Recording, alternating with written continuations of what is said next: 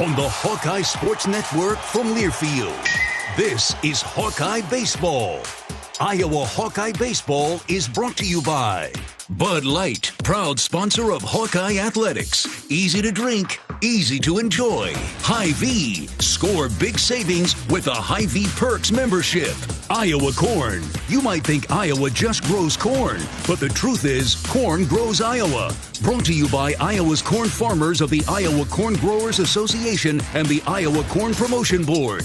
Also brought to you by Oak Knoll Retirement Community, Travel Leaders, Destinations Unlimited, the official travel partner of the Hawkeyes, and by University of Iowa Healthcare, changing medicine, changing lives. Hawkeye Baseball is on the air. From the campus of the University of Iowa, it's baseball time in Iowa City. Live from Duane Banks Field, it's the rubber match of the series between the Michigan State Spartans and the Iowa Hawkeyes. Good afternoon. Welcome to the broadcast booth at Banks alongside my fine color analyst, John Evans. I'm John Leo. We're wrapping up the series with the Spartans today after splitting yesterday's doubleheader. Much different weather conditions, as today it's cloudy and it's frigid rather than sunny and warm like we saw yesterday. The Hawkeyes start Reese Buter, looking for another quality start from Reese this afternoon to help secure a series win. It's a winner-take-all for the weekend series. It's the Spartans and the Hawkeyes. It's Michigan State and Iowa, live from Duane Banks Field in Iowa City, with first pitch coming in a bit.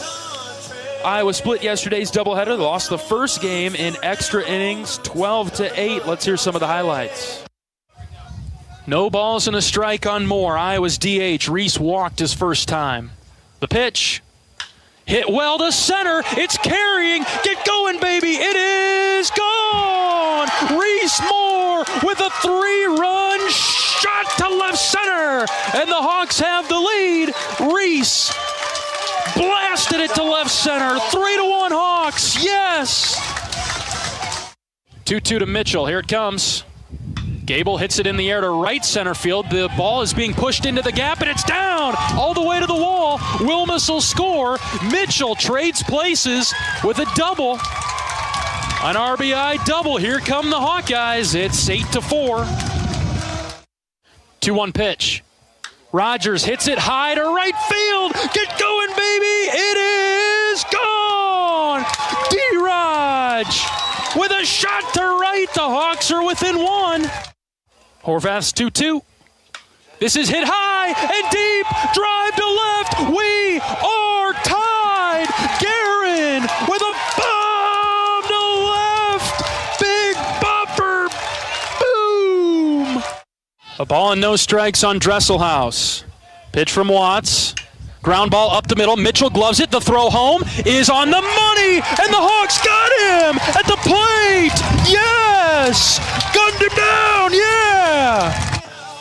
Unfortunately, Michigan State scored 4 runs in the top of the 11th inning and beat Iowa in game 1 of the doubleheader yesterday, 12-8.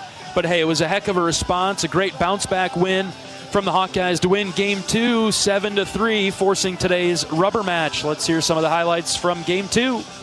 First and second with 2 outs. The 0-1 from Maxey to Beeman. Ground ball through into left field. They're waving Reese Moore. Here comes the throw, and it's offline. Moore scores. Beeman drives him in. 3-0 Hawks. First pitch. Jaxon hits high and deep to left center field. Get going, baby. It is gone. An absolute no-doubter from the Iceman, Jaxon Frost. 6-0 Hawks. Full count pitch from Sav. Called third strike. He froze him on the beauty of a slider on the inner third. 2 down. And he could build some momentum for tomorrow. First pitch. Gable lines it fair into the left field corner. Wilmus scores. Mitchell to second base. 0-1 pitch from Dete. Hit in the air, left side. Wilmus going to battle the overcast skies. He's at the track. He makes the catch right in front of the wall. And that's a Hawkeye winner, 7-3. Iowa knocks off Michigan State in game 2 of the doubleheader to even things up. And so now Iowa 9-8 on the season, 3-2 in the conference, taking on Michigan State 13-5 1-1 in the Big Ten. This is a big game to secure this series, hopefully knock off Michigan State and keep good pace at the top, near the top of the Big Ten heading into next week. Iowa and Michigan State this afternoon. Plenty of time to get to Banks. We've got first pitch coming up just around 1 o'clock. Bundle up, Hawkeye fans. It's chilly out here today, but we'd love to have you at the ballpark. If not, we'll have the play-by-play coverage for you the entire way. John Evans will join me shortly, but first we'll hear from Jaxon Frost and Coach Heller right after this. This is Hawkeye Baseball from Learfield. If you or someone you know is having thoughts of suicide, experiencing a mental health or substance use crisis, 988 provides the direct connection to free, confidential, and compassionate support. When you call, text, or chat 988, you'll be quickly connected to trained crisis counselors who will listen to your concerns, provide support, and connect you to additional resources if needed. There is hope. You are not alone. For 24/7 support, call or text 988 or chat 988lifeline.org. A message from Iowa HHS. Whether you're traveling for business, pleasure, sports, or with one of our guided tours, our team of travel experts at Travel Leaders Destinations Unlimited will ensure you have a memorable, worry-free experience. Let our professional travel advisors with extensive travel experience and destination knowledge handle your every travel need. Family-owned and operated, Travel Leaders Destinations Unlimited has been serving the Hawkeye community for many years, receiving the Agency of Choice Award several times. Make your travels easy with Travel Leaders Destinations Unlimited at duagency.com. The silly moments, the proud moments, even the hard moments. They're what make life remarkable. And they're why Wellmark Blue Cross and Blue Shield is here for every moment. Committed to making healthcare better, more affordable, with more choices for care. And service and coverage that give you peace of mind no matter what comes your way. So you can show up for every tender moment, every brave moment, and every wouldn't miss it for the world moment, knowing that Blue is here for you. Go to wellmark.com/every moment to find a plan right for you. Brown Deer Golf Club offers a pure golf experience. Manicured bentgrass fairways with tees and greens carved into gracefully rolling landscape. Challenging, yet extremely playable. Improve your game with PGA instruction and our full-service pro shop. Treat yourself to Bunker's Bar and Grill for lunch or dinner. And our scenic Greenview Banquet Room is perfect for weddings or any special event. Brown Deer Golf Club, a stunning country club setting at affordable public rates.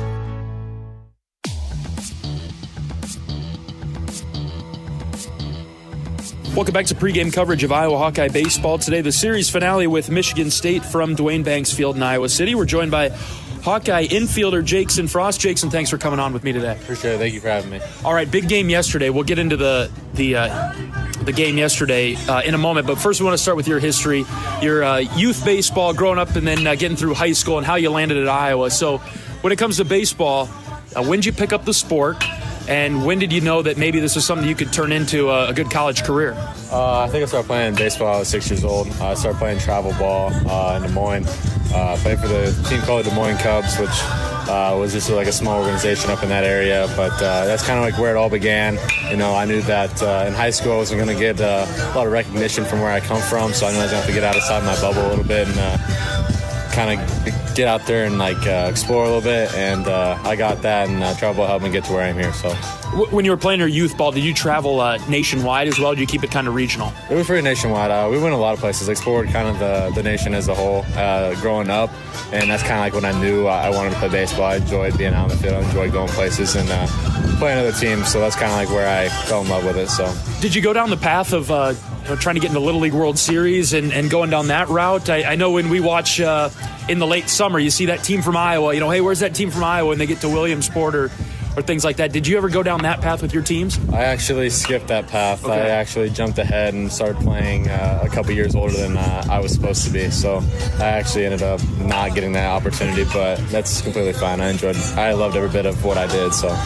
a lot of high school accolades too, Jaxon. Talk us through your high school career, both in baseball and very good in other sports too. Yeah, so obviously baseball was probably my favorite sport of playing. I just enjoyed being there and getting to swing a stick and play ball with my friends every day. But I played football, I played basketball as well. Basketball and baseball were kind of like my two top favorites. And I don't know, basketball kind of made more sense than baseball did to me at the time. But baseball was something I had more passion for. And then football, I just played for fun. I knew I had to be there for my friends. Small community type of thing. You got to play every sport you can. So that's kind of where it went. So. And then baseball-wise, Jaxon, three-time All-State, You led the state with an incredible batting average. What was the competition like in terms of how you were able to keep that going for all the years that you were in high school? Yeah, competition at home, like it's still competitive, but obviously it isn't what it is like in college or in travel ball. So in high school, I knew it wasn't going to be as competitive as what is in travel ball. So I actually played high school, and then on the weekends I would actually go up and play travel ball in Des Moines or wherever I was supposed to go, Prospect Meadows, wherever. But that's kind of how I stayed on top of my game or whatever. Was just challenging myself to get outside of that range and try to compete at a higher level than what I'm seeing at home. So, talking with Hawkeye infielder Jaxon Frost on our pregame show from Banks today. Okay, the recruiting process for you. How'd you wind up at Iowa? Maybe some other places you were looking to go, but you wind up at Iowa. How'd that process go? Honestly, I don't really know. That was a great question. It actually surprised me myself. But coming out of high school, I feel like I was just going to be a JUCO player. I had some looks from Kirkwood, Iowa Central, stuff like that, Simpson, just smaller schools. And then Iowa reaches out, and I think my sophomore year of high school, and just kind of stayed in contact with me my junior year. And then my senior year, I ended up getting my offer at the end of my junior year. And I don't know, it was kind of my dream. It was my dream to be a Hawkeye. And, when I finally got that offer, it was like whatever you worked for, you finally got it, paid off. And, it was a blessing. So when you get here last year, you redshirt, you sit behind Raider Tello at third base. What are some things you learned from Raider? Raider's a great player. Raider not only shows you his craft and what you can learn from on the infield, but also as a person and personality, just the way he carries himself. I try to incorporate the way that he carries himself in my game when I step onto the field. There's a lot of things you can take from Raider, but honestly, for me, it's the way that he carried himself. And I'm not bagging on his on his infielding at all, but I'm just saying his personality is one of the best you can ever sit behind. So, 100%. Give us an inside look at what it's like playing for Coach Heller and Coach Sutherland. We have our relationship with them as the broadcasters. The fans are sort of on the outside, but I think Coach Heller does a nice job keeping the fan base in the loop and within the program. But maybe give us a more detailed look at what it's like playing for the coaching staff. Yeah, they're good dudes. They're going to tell you straight up how to be a good player, how to be a good player on and off the field. And there's no two better guys, in my opinion, to coach you. They are humble. They are great guys. There's not words I can say that are going to be good enough to say how I want to feel about those guys, if that makes sense. So that's really all I got. Yeah, you've been making your way into the starting lineup a little bit more frequently now, Jaxon. Yesterday you had a really nice day against Michigan State, first career home run. Your thoughts on that? Yeah, no, that felt pretty good. I can't lie. It actually was my sister's birthday yesterday. Awesome. So it was kind of a crazy coincidence of how that turned out. But, it felt amazing to get that first one out of the way, and hopefully many more to come. So. Home run hitter in high school, Jaxon? Yeah, a few. I had a few. Okay. I had a few. You know it off the bat yesterday? Yeah, I felt like when I got it, I was like, I hope that goes. But I wasn't sure, but I knew for sure that it was going to go a long way. So. All right, Jaxon, thanks for the time today. Good luck today against Michigan State. Appreciate it. Thank you. Hawkeye infielder Jaxon Frost on our pregame show from Banks. We're back to talk with Coach Heller right after this. This is Hawkeye Baseball from Learfield. Different people have different needs. Delta Dental of Iowa has affordable dental and vision coverage that meets you where you are. Small business on a budget? We have options with no employer costs. Traditional Medicare plans don't cover dental, but we do. And if you can't get benefits at work, you can buy direct from us. Plus, we give back to your community. Visit sharinghealthysmiles.com and choose Delta Dental. For your smile, for your health, for your community. Iowa Hawkeyes women's basketball forward Hannah Stuelke teamed up with 22 and Vine at Riverside Casino and Golf Resort to bring you an exclusive creation, the Hamburger. This mouthwatering masterpiece features 2 delicious sausage and beef patties with crispy bacon jam, melted American cheese, and a perfectly fried egg, all nestled on a French toast caramelized brioche bun. Experience the Hamburger today, available only at 22 and Vine. It's a game changer. What does it mean to be locally owned and operated? For Cenex, it means everything. It means that we know if you take your coffee to go or if you like to stay a while. It means we've helped Little Leagues get jerseys and local festivals get funding. It means we know what our communities need. So you'll always leave Cenex with a full tank, full of snacks, or full of smiles. Or all of the above. And that means the world to us. Cenex, powered locally. Across Iowa, you don't have to look far to find a bank that's got your back. From just around the corner to the next town over, hundreds of neighborhood banks are going the distance to ensure your future looks brighter than ever. By providing jobs, supporting local businesses, strengthening communities, and helping your dreams become reality. Here, the life you build is backed by Iowa banks. See how banks are making a difference near you at iowabankers.com.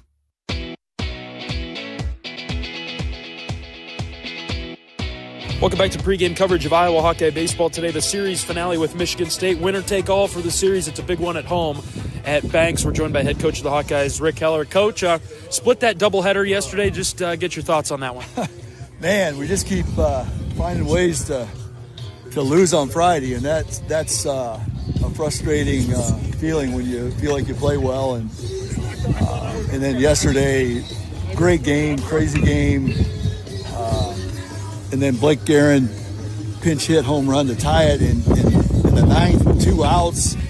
And you just have to find a way to win that game, and we didn't, and it was just so disappointing that we didn't find a way to win that game. It was 11 innings. We used Wright, we used Watts over Miller. Tip your hat to Michigan State. And this is what I told our guys. It's like, hey, here's the deal. They pitched better. They hit better, and that's about it. Other than that, we were there. I mean, we didn't hit bad. Yeah. We didn't walk guys or give up free bases, but we gave up 18 hits with our top 3 guys. Can't happen, and it just can't.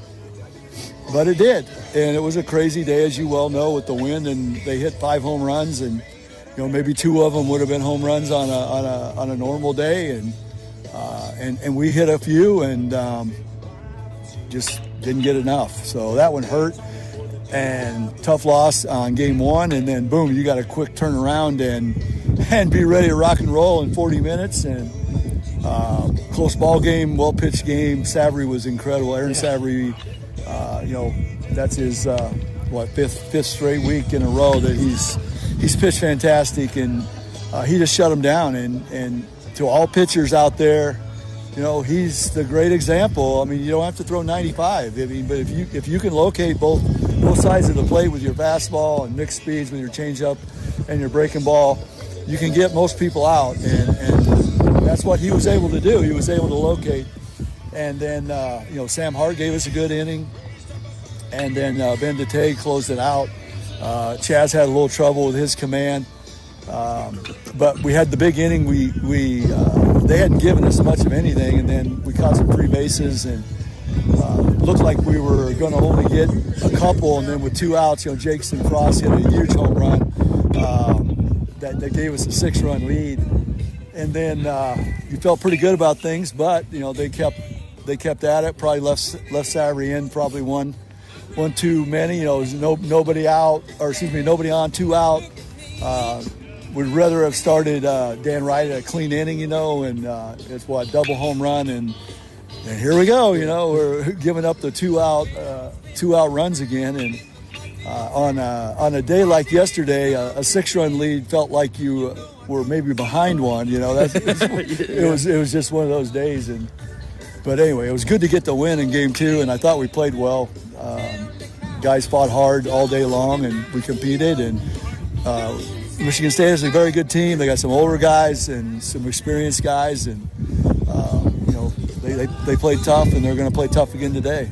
I asked Marty in the postgame yesterday. You probably didn't learn that your team was tough yesterday because you already knew that they always battled, they always kept fighting. But we did talk about the doubleheader before the game and how you might learn something from your team about that. Is there anything that you did learn after yesterday's 2 games? Well, I don't know that we learned because, like you said, you hit it on the head. I mean, we had to show some toughness to bounce back quickly and not let a really miserably tough, horrible loss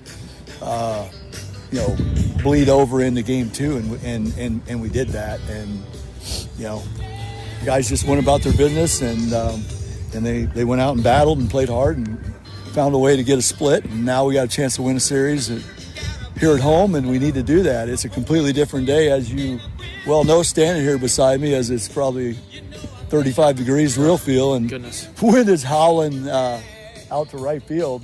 And, it's going to definitely affect things as it did yesterday. And, hopefully Reese Buter has a good day. And it's one of those days, if you're a pitcher and you can locate, if you can induce contact to the opposite, to left field today, it's not going anywhere. Right. You take a big man to hit it out to left field today.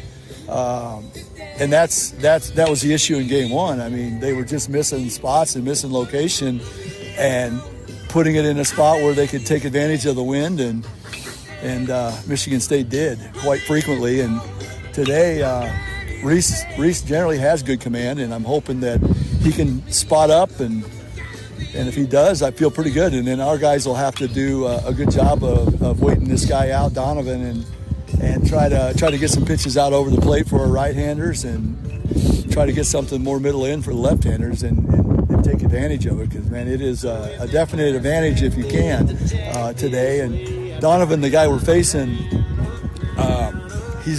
nobody's really hit him a whole lot, and you watch him on film, and you're just like, stuff's just okay, but he throws 5 pitches, and he really mixes. He throws the kitchen sink at you, and those guys can be tough if they throw strikes with all of them. And so far this year, he's done a pretty good job of that.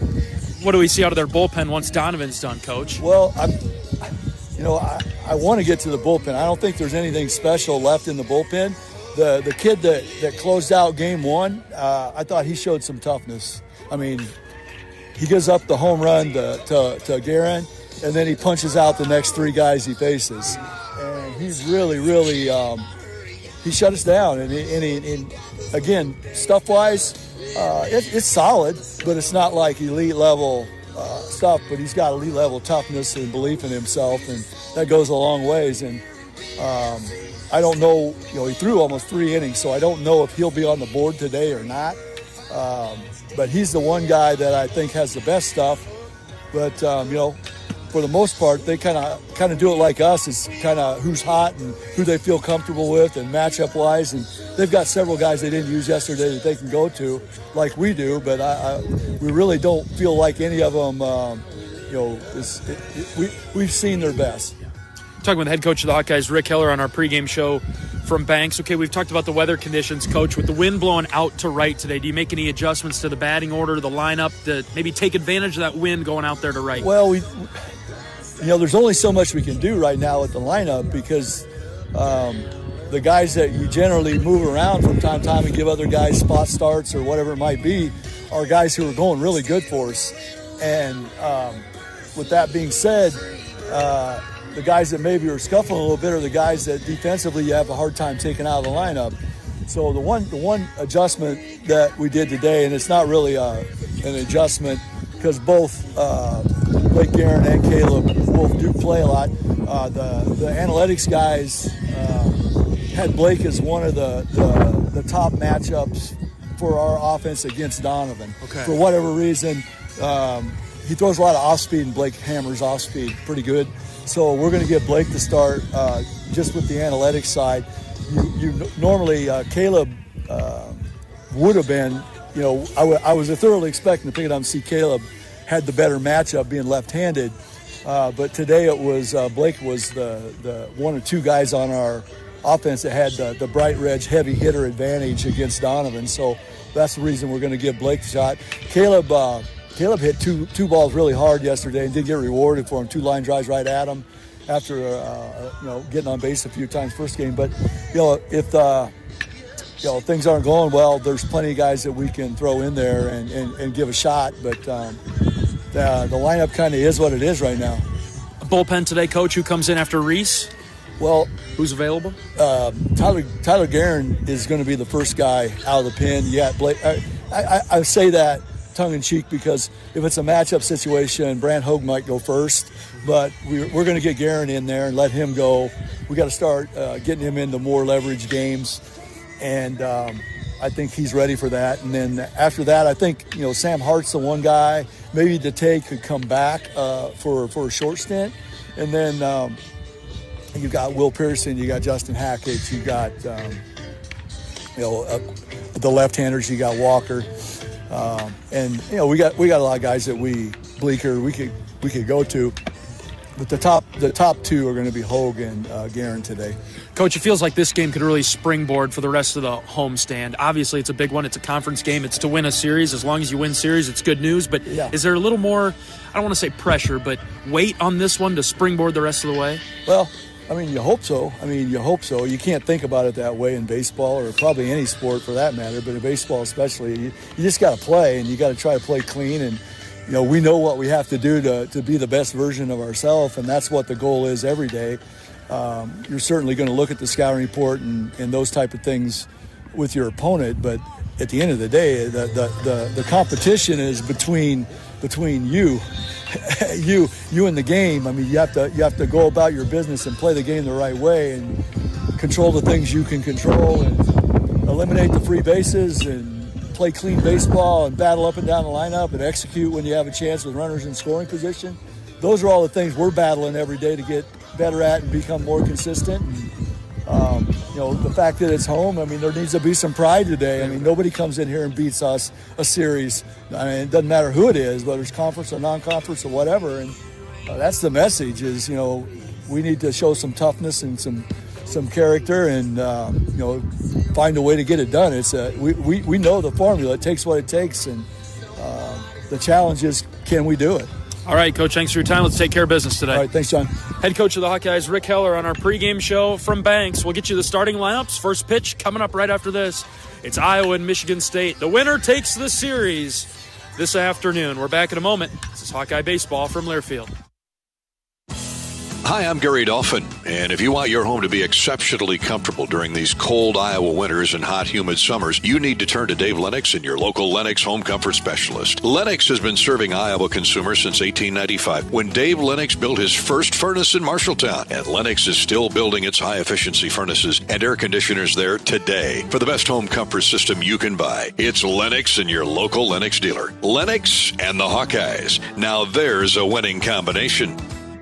American Equity salutes today's hero of the game as a proud sponsor of the ongoing recognition of our military during Hawkeye games this season. Please join American Equity in thanking all who have served our country. American Equity is more than just retirement savings and income products. They are committed to providing you best-in-class service and high-quality retirement income that helps deliver the independence to dream and reach your goals. To learn more about American Equity, please visit their website at american-equity.com.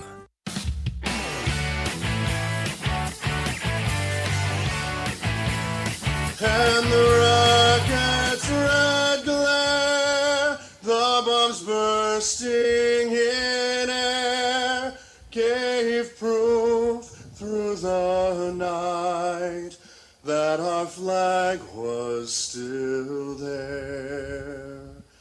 Oh, say does that star-spangled banner yet wave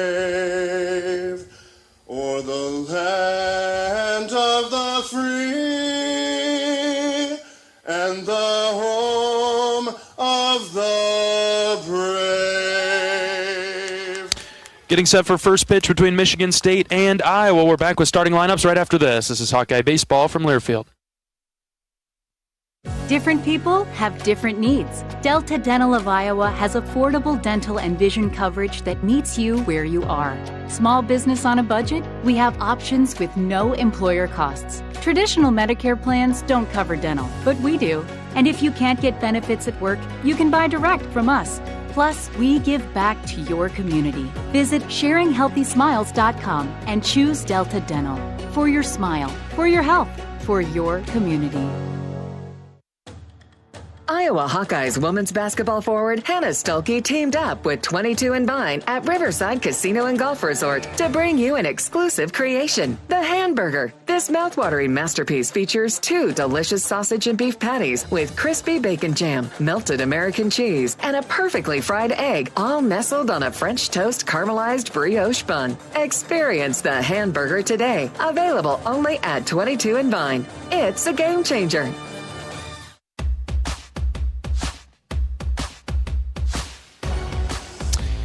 John Evans and John Leo in the broadcast booth at Banks. Before we get you today's starting lineups, let's pause 10 seconds for station identification. 10-second station ID.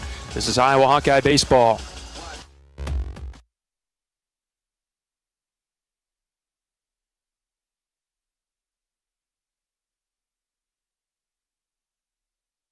The Hawkeyes are taking the field, getting ready for the final game of the series with Michigan State. John Evans is in the booth with me today, as always, and it's cold, John, but we're warm. We've got our window closed. We're warmer than we would be if the window were open. This is the best cold game I've ever done at Banks so far.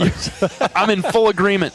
And you know what? For as cold as it is, this is a pretty good crowd that's already here and ready for Iowa baseball. Yeah, they were planning and ready to go here. First base side behind the Hawkeye dugout, pretty well filled. Got a little crowd over on the third base side. We talked about it with Coach Heller earlier today. This feels like a game that can springboard Iowa for the rest of the homestand. What do you think, John? Well, we talked last week, win series, and this is a good Michigan State team. I was going through the stats last night and, just looking at the team rankings just to see where Michigan State was hitting and pitching and where Iowa was hitting and pitching. And again, you can argue quality of opponent or whatever you want with Michigan State, but it's a good squad. And a lot of guys that we've seen that have been able to hit, and they physically look the part. And so, yeah, if you win a series against the team you're going to be kind of probably neck and neck with in the standings, it's a good win. Yeah, something that we do is, as we were kind of talking about it yesterday, was we were watching Rutgers. Once we play a team, we do keep track of them as the season goes. We're disappointed that Rutgers lost yesterday. We're pulling for them to be good down the stretch to make it look like really good wins for Iowa on the road from last weekend. We'll do the same with Michigan State. I'm a little bit more confident that Michigan State could continue to have a good season after today. Need to beat the Spartans today. Absolutely, and I mean the thing you believe about Michigan State is when you've got a Friday starter like Jirwa, they're gonna have a chance to win a lot of Friday games, which puts you in a good start for the weekend, and that's one of the things that you feel like, boy, if Iowa can figure out how to win a Friday game, chance to get some sweeps and do some really positive things. Chance to win the series this afternoon, taking on Michigan State. This is the third game of the series, split the doubleheader yesterday, and so winner take all this afternoon. Cloudy skies, wind blowing out to right. It is about 40 degrees. Wouldn't give it much more than that. And with the wind chill today, we're hovering low 30s. Just a cold day in Iowa City, but we're ready for baseball as JT Sokolov is in the batter's box. Reese Buter fires downstairs for ball one. Sokolov, the center fielder, leads off. Ryan McKay, the second baseman, bats second. Sam Bush will see him third this inning.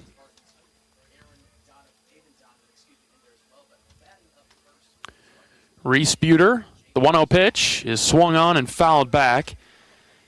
And it's 1-1. Caleb Berry, the catcher. Nick Williams, the DH. Parker Pico, the right fielder. That's 4, 5, and 6 for MSU. 7, 8, 9, Randy Seymour, Jake Dresselhaus, and Jacob Anderson. That's the batting order for the Spartans today. We'll set the Hawkeye defense in a moment as Buter's ready with the 1-1. Right-handed pitcher delivering to the right-handed hitter. There's a called strike. Iowa's infield left to right today. Jaxon Frost at third, Gable Mitchell at short, Ben Swales at second base. Blake Guerin in the starting lineup. He's playing first for Iowa today. Outfield left to right, Ben Wilmus, Miles Risley, Jackson Beeman. Iowa's catcher this afternoon is Dan Rogers. Buter in the driver's seat. 1 ball, 2 strikes with nobody out. Here's the pitch. That's outside. Reese has settled into the Sunday spot, doing a nice job for the Hawks. Yeah, he's really been on top of it. 2-0. Wasn't great last week at Rutgers, but battled along, gave Iowa a chance to come back and win that Sunday game. But yeah, 3 really good starts before that. 2 balls and 2 strikes on Sokolov. This is the speedy center fielder for Michigan State. Here's a ground ball to third. Frost charging hard, scoops it up off the turf, throws it over to first. He threw it away. Threw it past Guerin and into right field. Sokolov gets to second base. The Hawkeyes commit an error right off the rip. Yeah, had a chance. I mean, a good throw has a chance to get him at first. Unfortunately, not easy to do with everything moving there. So that'll go as an error. And when you miss the 6'6" Blake Guerin, you missed wide. Yes. And so Michigan State threatening right away with a runner at second base.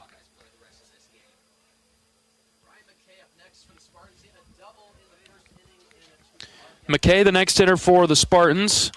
He chops it foul to Guerin at first base. McKay was stellar for the Spartans yesterday, batting second, the second baseman, especially in that second game. But he made some outstanding defensive plays over there at second base as well. Yeah, he did a little bit of everything yesterday. Iowa had just the one error yesterday. Gable Mitchell on the backhand made a throwing error as well yesterday, but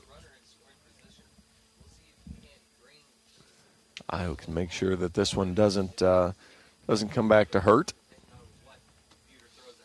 No balls and a strike on McKay. Buter checking the runner at second base. Here's the pitch. It's low. Rogers blocked it.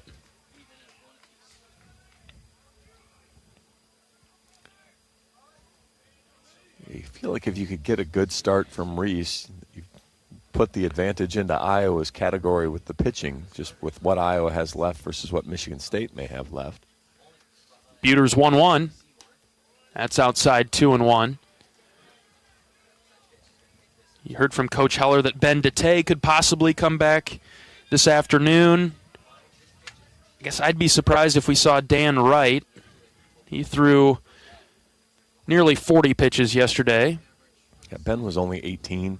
2-1 is hit on a line into right. Beeman is there. He makes the catch for the first out. And no tag to third base. Beeman got it in quickly, right on the money to Frost at third. Sokolov was kind of caught in between. He didn't get back to the bag in time. It was a great throw from Beeman anyway. He was toast. Yes. he made a business decision to go back to second. He did a really nice job. When he saw the line, he saw Beeman was going to get there. He got back to the bag, but he was not going to make it there. The throw was a little bit to the outfield side, but got all the way to Frost on no hops.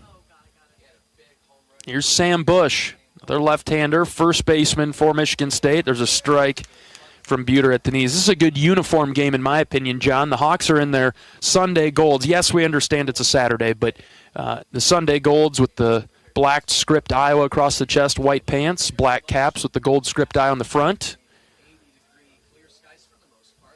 Buter tries an inside move to keep Sokolov around at second base. Michigan State in charcoal gray, anthracite gray with green numbers and white outline. So the dark uniforms, they've got the same color pants as well, but then the white outline of the green really makes it pop. Really good uniforms for Michigan State. 0-1 from Buter just outside. It's 1-1. Michigan State's got the green caps and lids. Did you get anthracite from the game notes, or did you just pull that? I used to follow Washington State football quite a bit when Mike Leach was out there. Okay. And they wore anthracite uniforms that were this color. Okay. 1-1 is swung on and missed. It's 1-2. So I have some familiarity with anthracite. And you know what? I decided to pull it out today. Well, yeah. I mean, that's a knowledge base you probably don't get to drop very often. So use it when you can. That's why I threw charcoal in there, just in case anybody didn't know what anthracite was. It's the charcoal color. I go dark gray if you ask me. 1-2 from Buter. That's low with the slider. 2-2. But I know that we talk about uniforms a lot. This one is a good one. This one's a good one, absolutely. I looked at their team picture with the old Michigan State script across, and that was outstanding, too, with the cream. 2 balls, 2 strikes with 1 out. Buter from the stretch. Runner at second base. Pickoff move to second. And Sokolov gets back.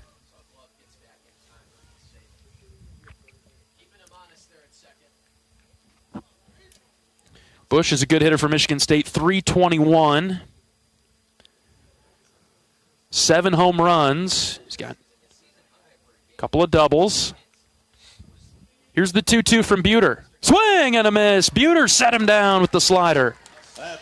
Outstanding pitch there.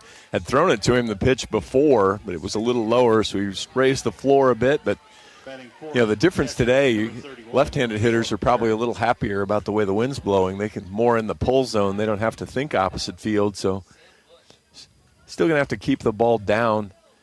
If a right-hander's willing to go the opposite field, it'll still have some carry that way. It's swirling around a little bit, too. Flip it back over to the right side with Caleb Berry. He's the catcher.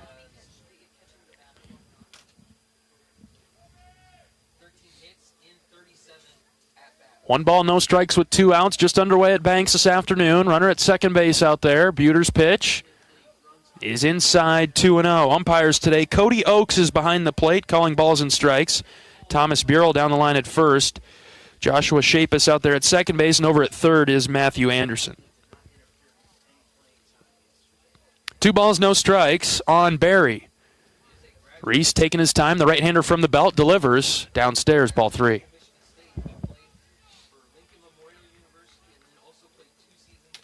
Just looking at some of the early starts. USC up 3-2, top of the 8th inning in Ann Arbor. Can't be warm in Ann Arbor. Cannot be warm in Ann Arbor as they look for a 2-0 lead for USC. Buter's 3-0 is low. He missed on all 4 pitches to Barry.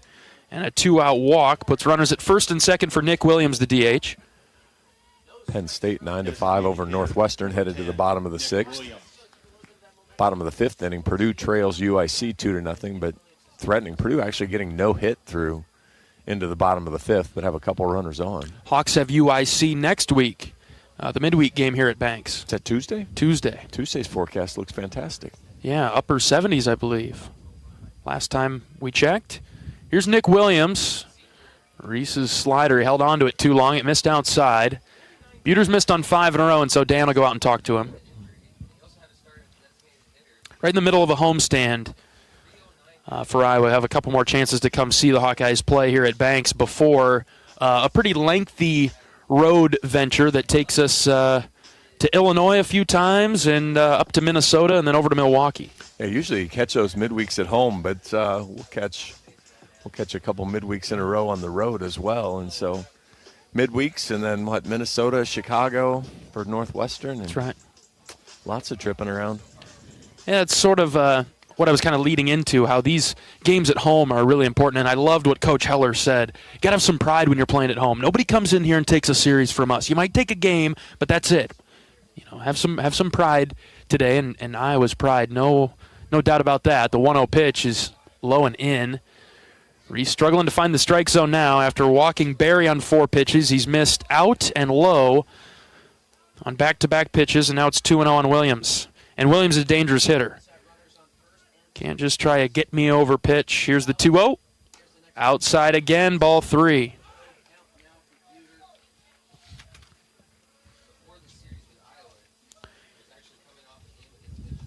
Reese has just 4 walks on the year. He's had exceptional control. 3 balls, no strikes. The pitch from Buter, there it is. That's a strike at the knees. Williams batting .250, but 10 extra base hits, 5 doubles, 4 home runs, and a triple.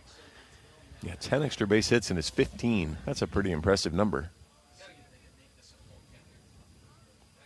3 balls and a strike with 2 outs, 2 on for Michigan State in the top of the first. Buter checks the runner at second and then misfired inside. Back-to-back walks have loaded the bases for Pico. We were at Rutgers last weekend. Very cold out there as well, windy. I'd argue that it's colder here today than it was any of the games at Rutgers, don't you think, John? You know, I wasn't too bad when I was on the field before the game.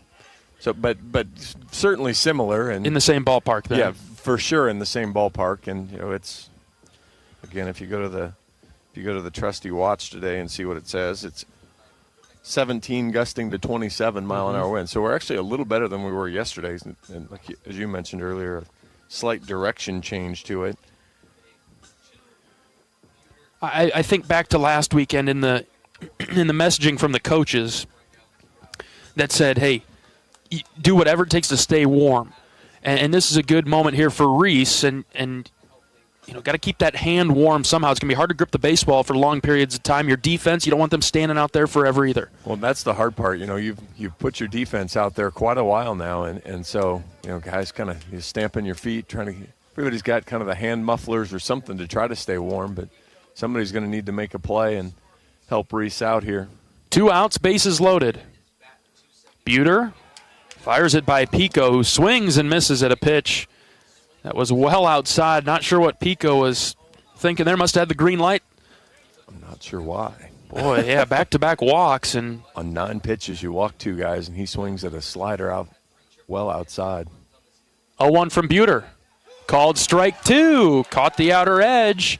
No balls and 2 strikes. And that makes this a big pitch.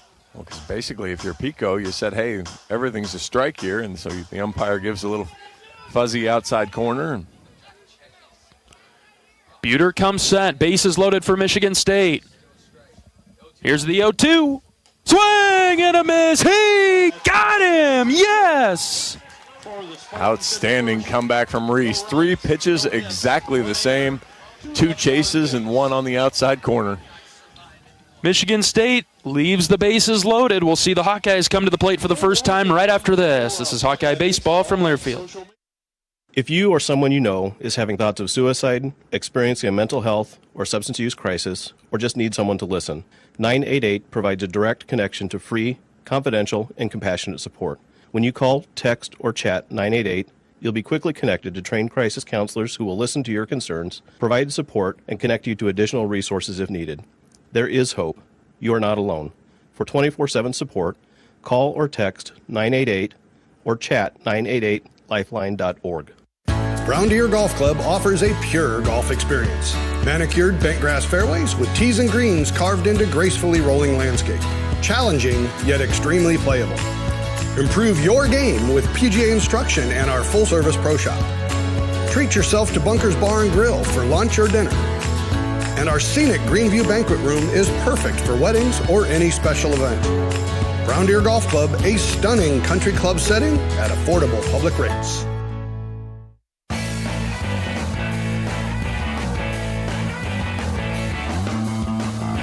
Welcome back to Hawkeye Baseball. We can all help prevent suicide. There is hope with the 988 Lifeline. Call or text 988 now. Ben Wilmus, Gable Mitchell, and Reese Moore will be the first Hawkeye hitters in the bottom of the first inning. If anybody gets on, we'll see Miles Risley batting in the cleanup spot, playing center field for Iowa today. Batting fifth is Jackson Beeman out there in right. Dan Rogers, the catcher, will bat sixth. 7, 8, 9, Jaxon Frost, Blake Guerin, and Ben Swales. And they'll face the right-handed starter for Michigan State, Aiden Donovan.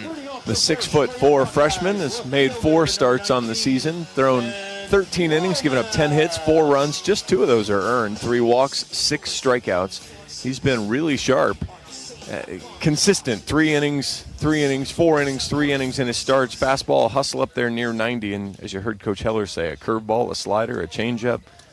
Nothing amazing, but everything solid to good. You just have to be on your toes with every pitch that he throws at you. First one to Wilmus. He cranks it into right center field, right at the beak of the Tiger Hawk, and it's down. 1 pitch, and it's a single for Ben Wilmus. He wastes no time getting some base runners on. Well, that's kind of what you're going to see. If you take a bunch of pitches, then you're at the mercy. If you see fastball, hit fastball, and Ben 89 coming in, 100 going back out right up the middle. This feels like a good day for Ben Wilmus. Maybe a bounce-back day for him. He was okay yesterday, but I think if we talked to him, he'd probably tell us wasn't his best day. But he's off to a good start with a leadoff single for Iowa in the bottom of the first, bringing up Gable Mitchell, who takes a called strike as Donovan's cap goes flying off his head over to the right side.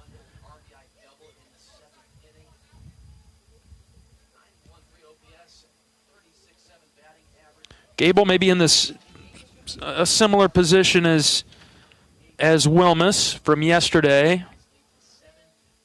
Each had a couple hits. 0-1 is fouled back to the screen, 0-2. Gable had a big one that started the rally yesterday to get Iowa coming back in the first game.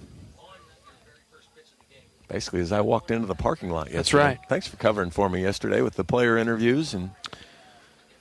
We're a team, John. 6 weeks in a row on the road. I am tired of travel. Ground ball to the right side. That gets through into right field. Wilmus had to wait for it to get through to the outfield before getting to second base. Can't get hit by that one. It's back-to-back hits for Iowa, back-to-back singles. The Hawks in business in the first. Yeah, we're glad to be home, but you certainly, you take it up another level. Yeah, I've visited Cedar Rapids Airport 6 weeks in a row. Which is a great airport, but. Yeah, it's a great airport, but I've had enough, and, We were talking about consistency and not getting sick and feeling great. Well, today I don't feel very consistent and I don't feel very good. So we're gonna hammer through it. So you're holding on by a thread, huh? I'm gonna be happy that we don't have a game tomorrow. Yeah, tomorrow's day off will be good. It's like, you put in all that work for yesterday, the players too, and us up here, and then that's the good thing about a doubleheader, because we're on the air for 7 hours straight, and 0 hours tomorrow. And I will be pleased with the 70-plus degrees on Tuesday. Yes. Reese Moore batting for Iowa.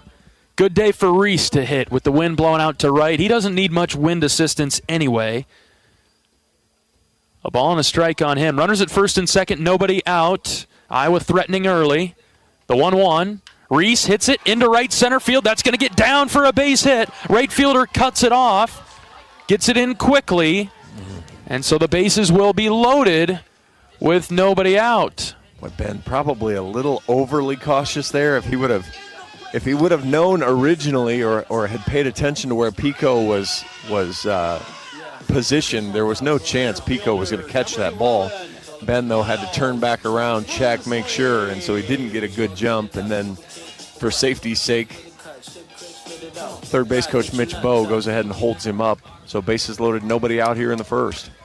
And here comes Miles Risley, the center fielder. 3 straight singles for Iowa in the first. Bases loaded, nobody out. Little different than Michigan State's situation from the top half of the inning. When the Spartans loaded the bases with 2 outs, Iowa's going to have several cracks at it. Here with nobody down. Boy, and they go with the shift, too, with the bases loaded. I guess the strangest part of this is it makes it difficult to turn a double play. That's where I was going to take it as well, John. 3 infielders to the left to second base. The 0-1 to Risley. Outside. It's 1-1.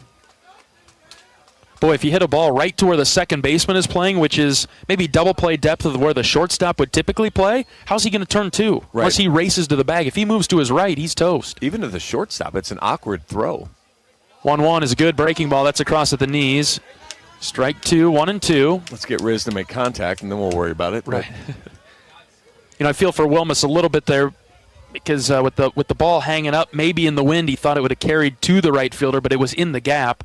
The 1-2, Risley hits on the ground to the shortstop, who does throw it to second for 1, over to first, not in time. The Hawks do get 1 run in. Wilmus scores, and Moore is out at second base. We runners at the corners and 1 out. I suppose that works out, because I'm not sure he would have made the play without the shift. So they do get 1, which would have been Iowa's 4th single. So shift pays off, but you could see that just McKay, for as good as he's been at second base, had to hustle to the bag. The throw was actually behind him then, and so he wasn't able to make any type of turn. One of those situations, I think we talked about it yesterday, probably needs to be more than 1 here, Hawks. The bases loaded with nobody out. Now runners at the corners and 1 out for Jackson Beeman. Right-handed pitcher, right-handed hitter. Ground ball left side, through into left field. Past the diving Anderson at third base. Beeman brings home another run as Mitchell scores. 2-0 Hawks. The ball is 113 off the bat. He drilled it right into the ground, too. Yeah, he just pounded it right in the turf. I mean, you may want to check to see if he put a hole there. At 113, it flew 7 feet. Wow. 2-0 Iowa, 4th single of the inning. So we haven't had the extra base hits that we had yesterday, but so far Iowa very aggressive early in counts. They're not waiting for Donovan to settle in at all. Well, again, you see a guy that's got a lot of pitches. If you get a fastball you like, you go ahead and hit it. I mean, he's only thrown 12 pitches, and Iowa now brings the 6th hitter up to the plate.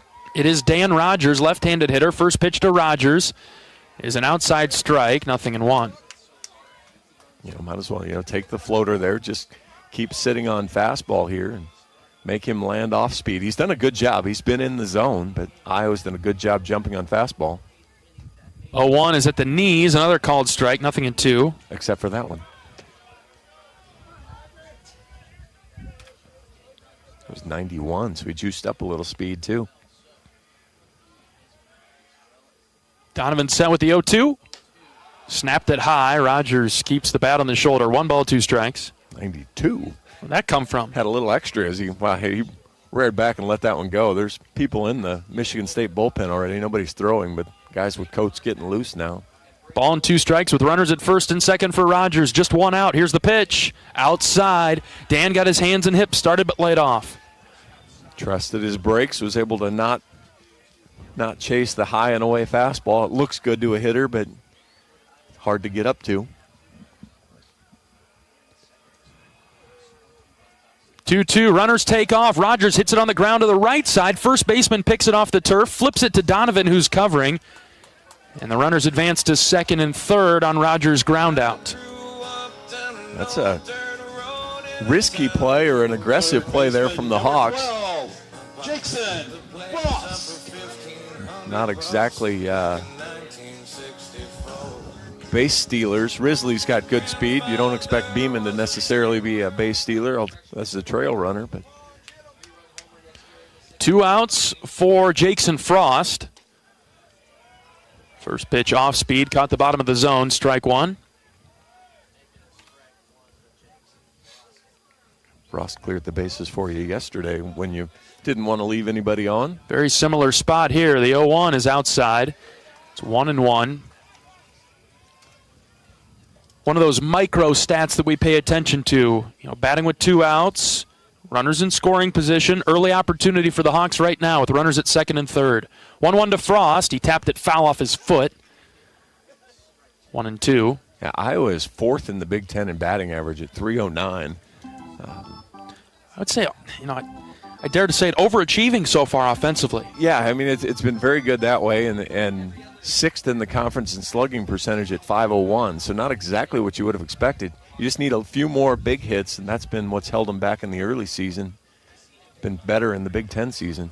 Ball and 2 strikes on Frost. The pitch is lined into right field. It is a fair ball into the corner. Risley scores. Here comes Beeman. Frost at second. He'll stop there with a 2-strike, 2 out, 2 RBI, double to right. Hawks lead it 4-0. Great piece of hitting there from Frost. A fastball down and away. Stuck with it the whole way. Drove it out into the right field corner. Sliced away from Pico. And brings up Bob. Here comes Blake Guerin with 2 outs. After a chat. Yeah, this is not going the way that Aiden Donovan had hoped. Iowa jumping on him early with 4 runs in the first. Good start for the black and gold. Well, the freshman had given up 4 runs in his 4 starts and just 2 earned runs, so he had been outstanding in 13 innings. Iowa doubling him up here. And again, the aggressive nature by Iowa. Boy, have any Hawks, I guess do we have a full count even in this inning? I don't think so, but what's that pitch count out for him, John? He's only at 21 pitches, and he's seen 7 Iowa hitters. They're, seeing 3 per batter on average. Yeah, I mean, and he's been ahead. You had first pitch swinging from Wilmus. You had Gable Mitchell down 0-2, 1-1 to Reese Moore, 1-2 to Miles Risley. First pitch swinging from Jackson Beeman.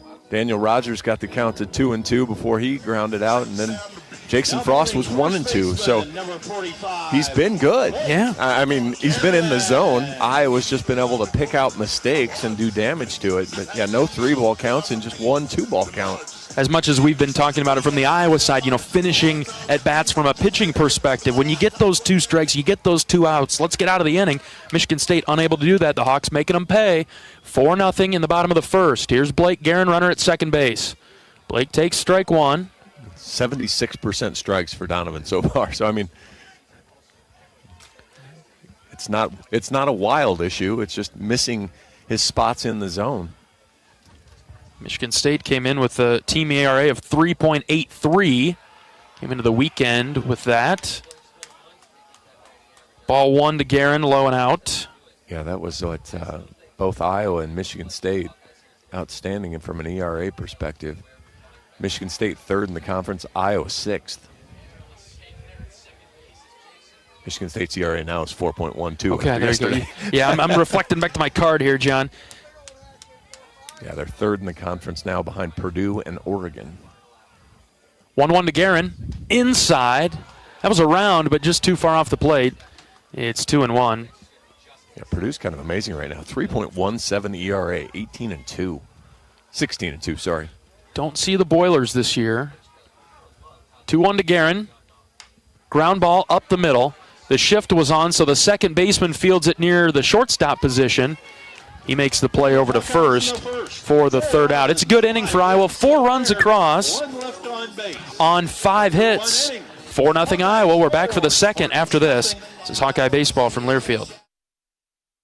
American Equity salutes today's hero of the game as a proud sponsor of the ongoing recognition of our military during Hawkeye games this season. Please join American Equity in thanking all who have served our country. American Equity is more than just retirement savings and income products. They are committed to providing you best-in-class service and high-quality retirement income that helps deliver the independence to dream and reach your goals. To learn more about American Equity, please visit their website at american-equity.com.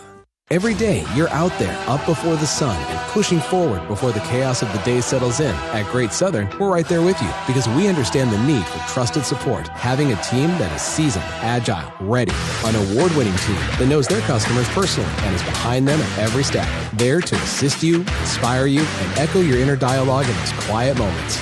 Keep going. Whether you're getting ready to meet the day or working on something big, we're your team. Great Southern Bank, understanding what really matters. Member FDIC.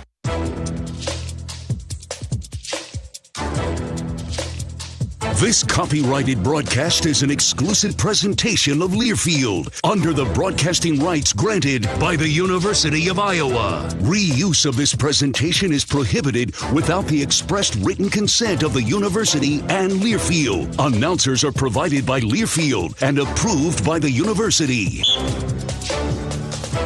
Hawkeye Baseball is brought to you by Riverside Casino and Golf Resort. Stop by today for a relaxing massage at the spa, fine dining at Ruthie's Steak and Seafood, and so much more. Visit Riverside Casino and Golf Resort today, located minutes south of Iowa City. 4-0 Iowa, top of the second coming up. Good opportunity there for the Iowa defense to hang out in the dugout near those heaters and warm up. Get warm again. I was down there before the game, sitting on the heated bench and the vents up top that released the heat. It was relatively comfortable in the dugout. 7-8-9 for Buter, facing Seymour first, strike one. Well, and you'd mentioned it last week, too, at Rutgers, and the thing that Coach Heller said, and he mentioned in all the pregames out there, if you lose your hands, you're done. And so, just that opportunity to get back in, warm back up. Just high from Reese on the fastball, 1-1.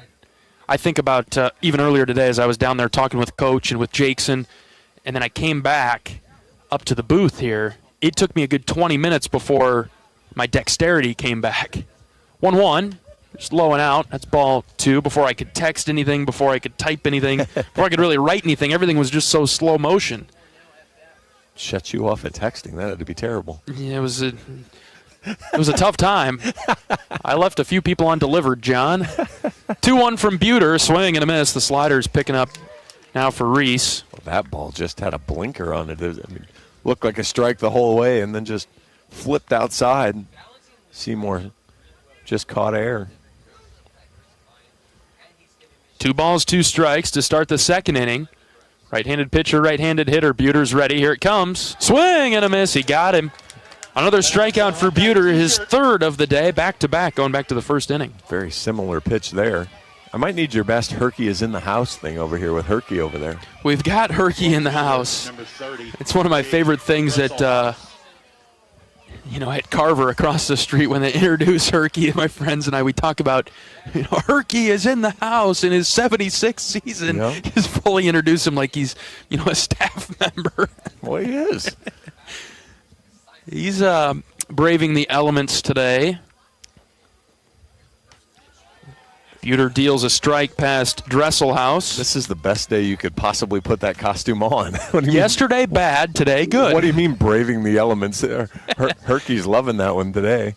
Nice and warm inside the uniform. 0-1, swung on and missed. Nothing in 2. That's like Coach Heller had that ball on a string over there in the dugout, and he was yanking it away from the batter. Nothing in 2 on Dresselhaus, the left fielder. Buter from the windup. Here's the pitch. Got a piece of it and fouled it back. Why not go to that same pitch? Oh, absolutely. He's been good. The hitters here at the bottom of the order have shown a willingness to expand the zone. And boy, has he made it look appealing right up until the last second. 0-2.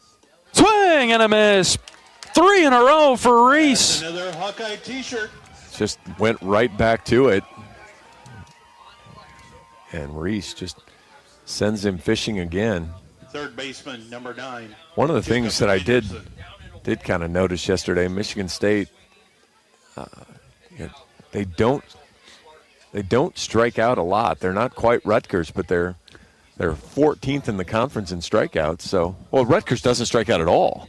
You know what we saw last week. I mean, as a hitter, they don't strike out. Good pitch there for a strike. And Michigan State really doesn't strike out a ton either. So, the first game yesterday was a bit of an outlier, and then Iowa did a good job, you saw more traditional Michigan State in the second game. A 1 from Buter just outside to Jacob Anderson. They've really struggled with the spin. Right. You know, Savory spun them into the dirt, but they still didn't have a ton of strikeouts yesterday against Savory. But today they're really having a hard time with Buter's slider. 1-1. Ground ball up the middle, and that's through into center. First hit of the game for Michigan State. That's from the 9-hitter Jacob Anderson. I was not taking shots at Rutgers there, if that's what you thought was coming. That was by not Rutgers, that was in a good way. Rutgers is way in front of everybody. Rutgers has struck out 20 less times than anybody else in conference. And they've actually played 4 more games than Illinois and still struck out 20 less times. Yeah, which there has to be some benefit for that, so hopefully Rutgers can pick it up. Yeah, the kicker is they're still just hitting 269. I mean, so maybe they should take a little bit more. Yeah, maybe that's. But I mean, if you're a little worried, you don't want to get deep in counts. 2 outs for Sokolov, the top of the order. Hit the chopper to Frost to lead off the game.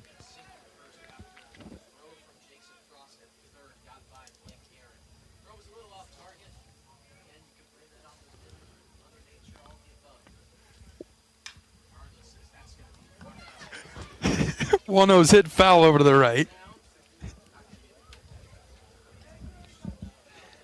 Runner at first base and 2 outs. Michigan State and Iowa both kind of mid-conference in runs per game. The first game was a bit of an explosion for both of them yesterday.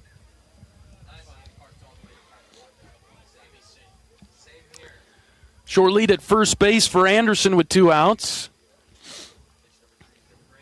Buter's 1-1. Hit on the ground, softly to Frost at third. This time he throws it over to Guerin to get Sokolov.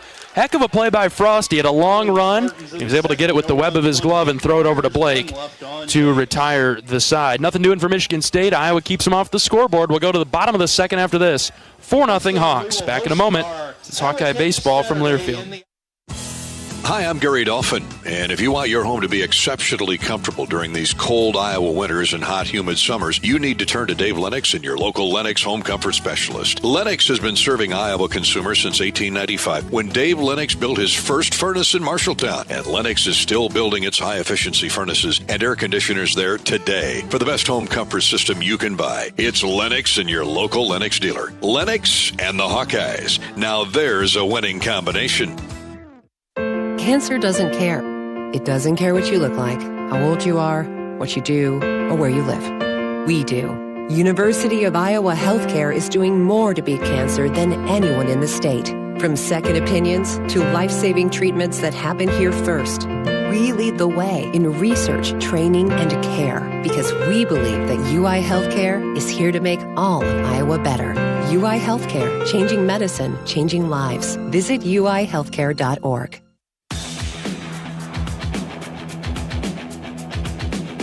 Hawk fans, experience your home away from home at Coralville's finest all-suite hotels. Homewood Suites and Home to Suites by Hilton each offer guests spacious suites, complimentary breakfast, 24-hour fitness center, pool, hot tub, guest laundry, and convenient locations. Let their warm and friendly staff take care of you and your family as you visit Hawkeye Country. 4-0 Iowa in the bottom of the second. The Hawks sent 8 batters to the plate in the first inning, and so Ben Swales, the 9-hitter, will lead things off and then flip it to the top with Wilmus and Mitchell. First pitch to Swales shows the bunt. He offered at it. Pitch that was high and tight. Couldn't pull the bat back. He was a little bit off balance. And that's strike one.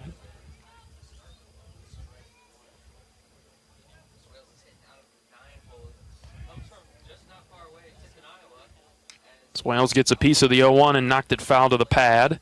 0-2.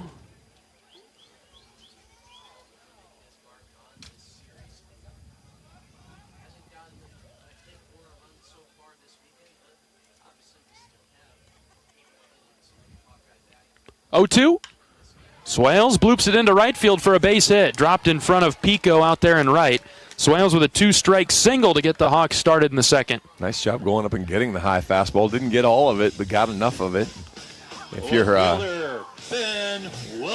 Donovan, I'm not sure you're angry with that pitch. You threw it above the strike zone. Good fastball.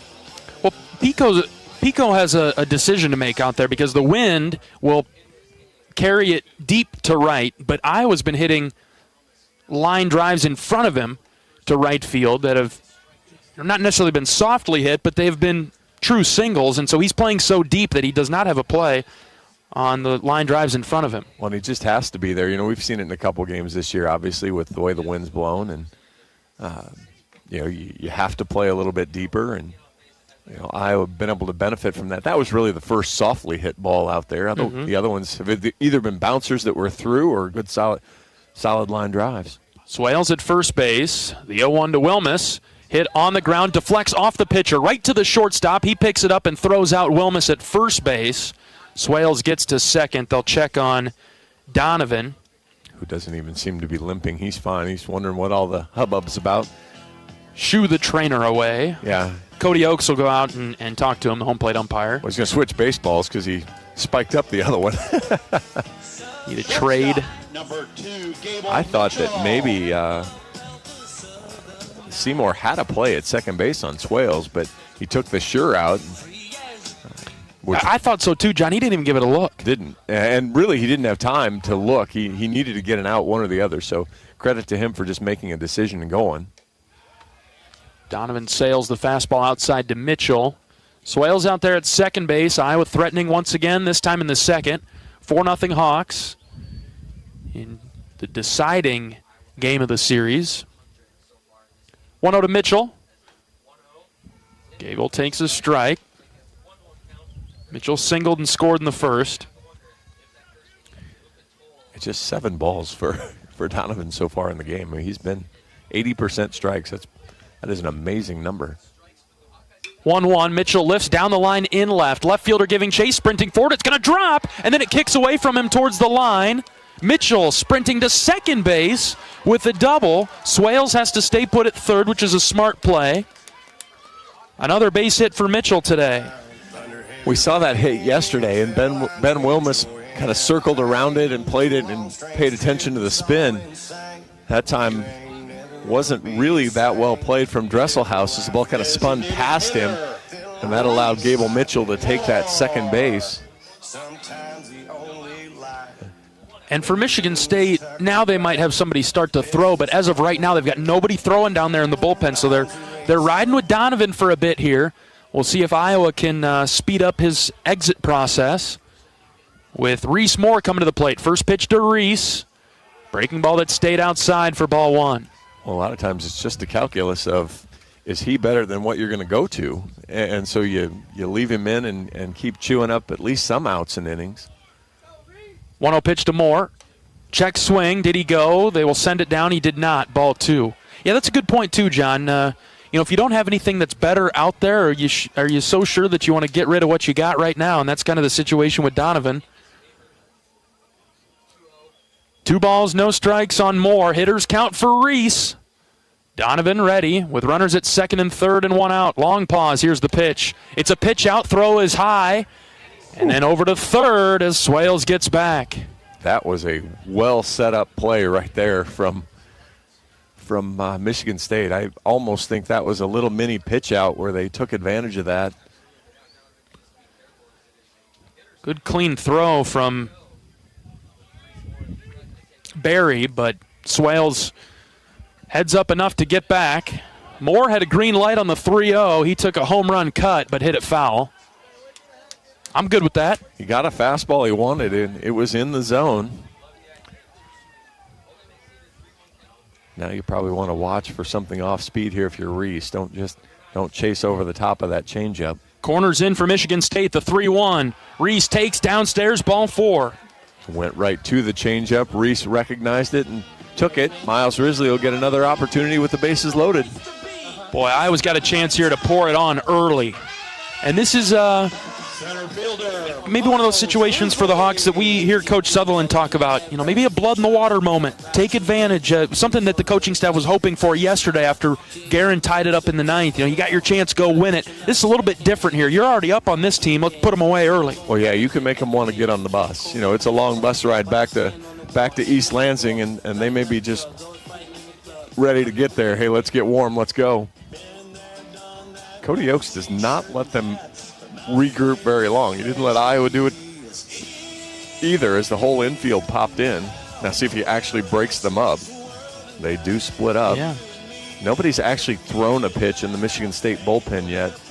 He's now finally getting set up on the mound and throwing. So he's not ready and he's not urgent. Yeah. A lot of times you see guys just really start chucking it. He is taking his time.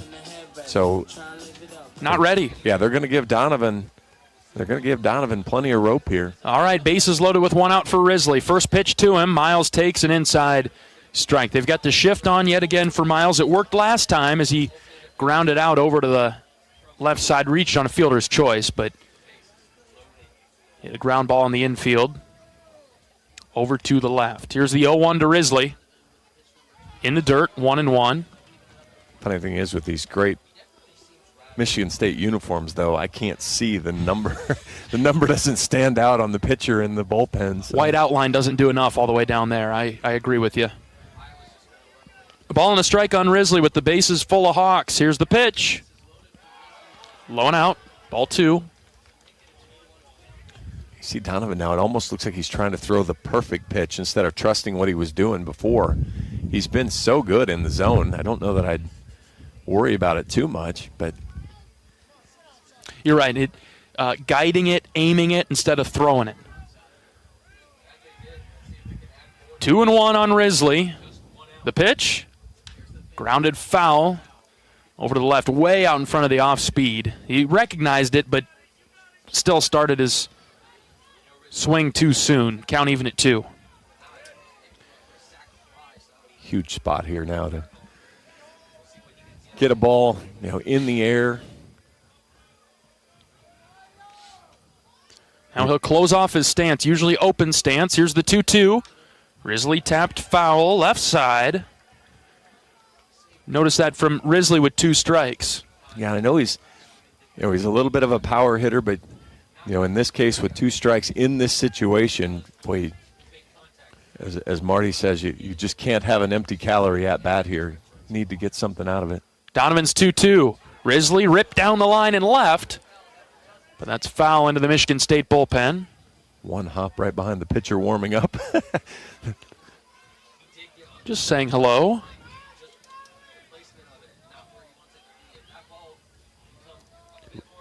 Nice battle brewing between Donovan and Risley. Miles in the box. 2-2 pitch. Foul ball over to the left. Another one. Been fouling off all the breaking pitches. See if Donovan changes pattern or at least maybe gets out of the zone. I know he doesn't really want to go 3-2, but he's been working inside on Miles. See if he opens it up and goes away from him. 2-2. Risley hit it foul over to the right. I suppose you don't want to go outside to Miles, though, because of the huge hole that's on the right side of the infield. Well, exactly. It's you basically, we've seen some teams do that, shift and then pitch away from their shift. Defeats the purpose. Yeah, Donovan has been really good working that inside part of the plate. That one he did try to sneak away, but the big looping breaking ball, he saw it the whole way. Another 2-2 to Risley. Into the air, left center field. It's a gapper, and it is down for a base hit.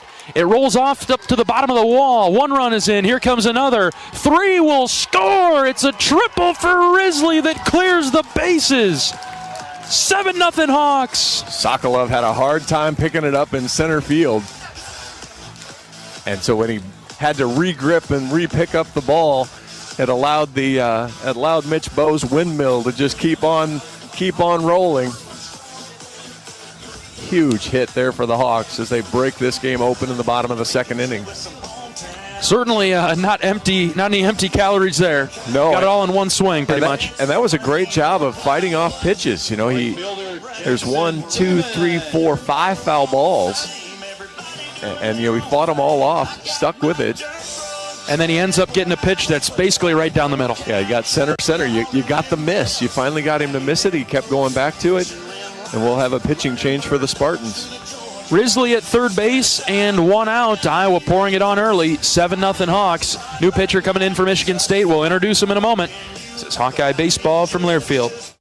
Something big is happening at Hy-Vee. We've just lowered thousands and thousands of prices on thousands and thousands of items in every aisle and in every department. Online, too. And on many of your favorite products. We've even matched prices with some of the biggest discount stores in the country. Because we get it, times are still tough. So we'll continue to work hard to bring you new lower prices on thousands of items. Things are looking different at Hy-Vee. Come see for yourself. You might think Iowa grows corn, but the truth is, corn grows Iowa. Corn can even fuel your drive to watch the Hawkeyes play when you choose Unleaded 88. It's a fuel that's cheaper, cleaner, and greener. Plus, it's homegrown, making Unleaded 88 the clear choice at the pump and totally worth the hype. So as you head to cheer on the Hawkeyes this season, don't just fuel up. Pump it up with Unleaded 88. Find Unleaded 88 at a station near you. Go to iowacorn.org/88.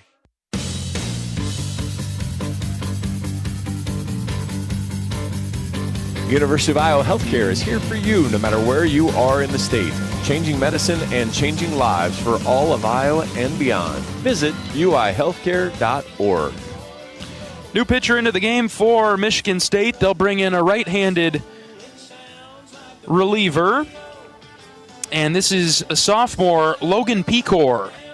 4, 5, 6, 7, 8 appearances on the year already. Holy cow. 8 appearances, 11 in the third innings. He's given up 8 hits, 8 runs, 7 of which are earned, walked 7, struck out 9, giving up 3 extra base hits. In those 8 appearances, he's only thrown 117 pitches. So while he's got his money's worth, he's moved it around that way a little bit. He's going to get that fastball up there in the low 90s. Going to have good arm side run, so it'll work back in towards the right-hander. Good command of his slider, or a little bit better command of his slider there than the fastball. And just want to make that fastball get pushed out over the plate. And right-handers won't want to give up on a ball that looks like it's in the left-handed batter's box because it might work back. Really likes his fastball, so the Hawkeye hitters will see a lot of that as opposed to what they just saw from Donovan. And you love to see that binder open up for Coach Sutherland down there in the dugout. Hawks will be prepared for Jaxon Beeman.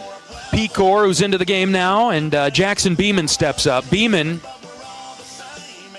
into the right-handed batter's box with Risley at third, who just cleared the bases with a triple. Guy that likes to see a fastball pitcher come into the game. Infield in for Michigan State. 1 out. First pitch to Beeman. Goes off speed, inside for ball 1.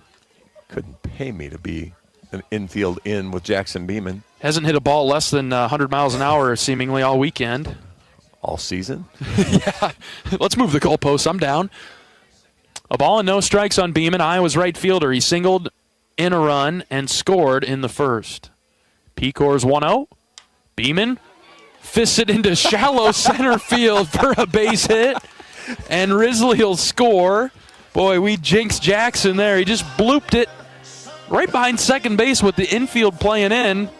What you saw right there was the arm side run from Pecor as that ball worked right in on Beeman, got in on his hands. Beeman thought it was going to be a strikeout over the plate.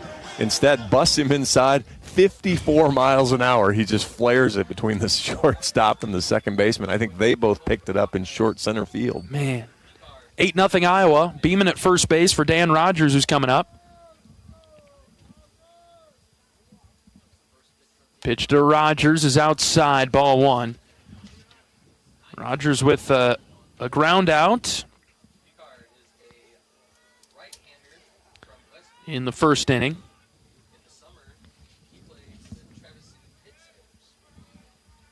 Beeman with a short lead at first. Pecor will throw it up there anyway.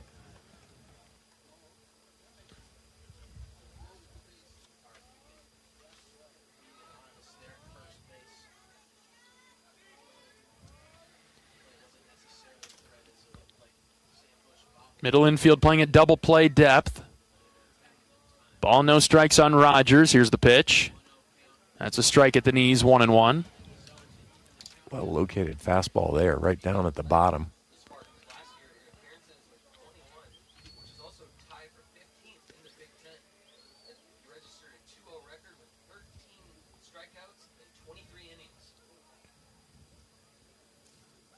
One drifted low and out, ball two. Again, Pecor 7 walks in 11 1/3 innings. And longest outing of the year is 48 pitches. So really going to need something out of him if Michigan State's going to find a way back here. How about longest outing in terms of innings, John? 3. Okay. That was when he threw the 48 pitches. Yeah, and he's in the game in the second inning, so we'll see. 1 out. Here's the pitch to Rogers. It's low and out again, ball 3. And they've got nobody going out there, so it'll be Pecor for a little bit here. Iowa's up 8-0, bottom of the second.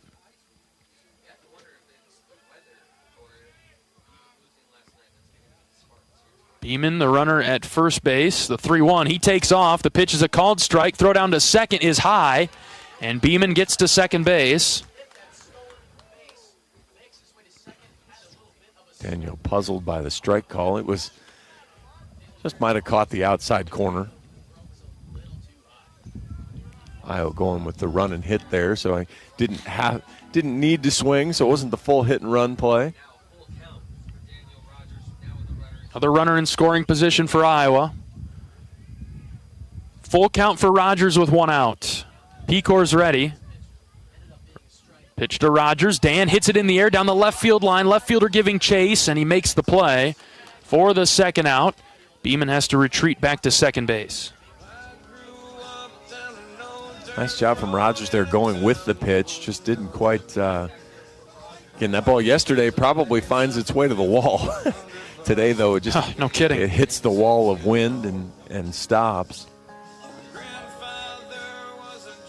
And it's Jaxon Frost. Frost with a big double in the first inning. It brought home 2 runs.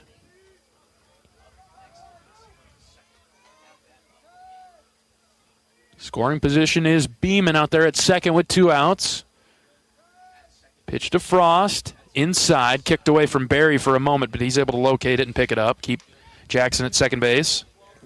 Take that Frost roller through the first base, second base hole that he had last week against Rutgers to score a big run for the Hawks.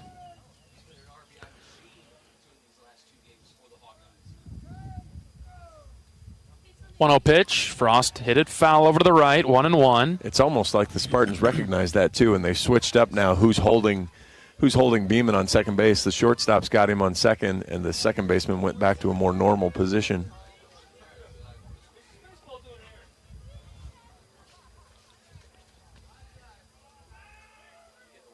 Pecor's ready with the 1-1.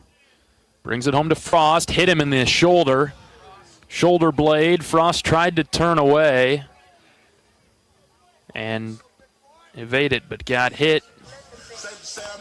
There was no evading. That one was one of those that you've talked about a couple times this weekend that just had a missile. Yeah. I didn't get here early enough to talk to either Risley or Reese Moore about their Risley on both the chest and the back, and then Reese Moore of where the Blake Guerin line drive actually got him. And we'll see Guerin now.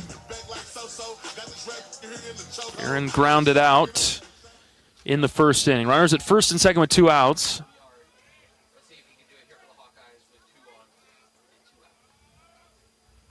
Right-handed pitcher, right-handed hitter. Pecor, long pause. And the pitch to Guerin is in the turf, ball 1. Another big shift on from Sparty. They do not expect Blake Guerin to roll a ground ball through the right side. And I would say that's a fair bet in the 3 years I've seen. He can elevate one that way, but he's not going to roll one that way.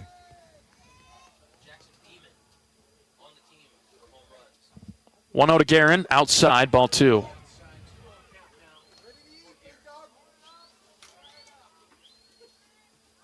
Yeah, this Iowa team tied with Michigan State for 5th in the conference in home runs. Not sure anybody would have quite imagined that coming into the season. Right. 2 balls, no strikes on Guerin. Here's the delivery. Blake with a good, healthy cut, and he knocked it foul. Straight back. Probably the other surprising stat is Beeman's stolen base there, just Iowa's 12th of the season, 12 of 20. And it's typically a big part of Iowa's game. Yeah, they haven't been exceptionally good at it so far this year, but 2-1 is the count on Blake. Pecor's pitch is up and in for a ball. Another long inning for Iowa in the bottom of the second. Doing a really nice job icing out Michigan State. USC with 4 runs in the top of the 8th inning beat Michigan 4-3. Ooh. Michigan falls to 2-3. USC up to 2-3. 3 balls and a strike on Guerin. Here's the pitch from Pecor. Outside, ball 4. Bases will be loaded for Ben Swales with 2 outs. Iowa has batted around in this inning. Penn State 10-5 over Northwestern. Penn State looking to move to 4-1 in conference. A lot of people preseason were pretty high on the Nittany Lions, John. Evidently for good reason. This an opportunity to move to 14-3.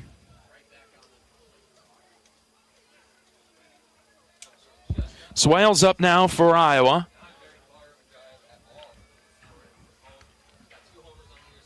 Two outs and the bases loaded. First pitch to Ben. That's outside, ball 1.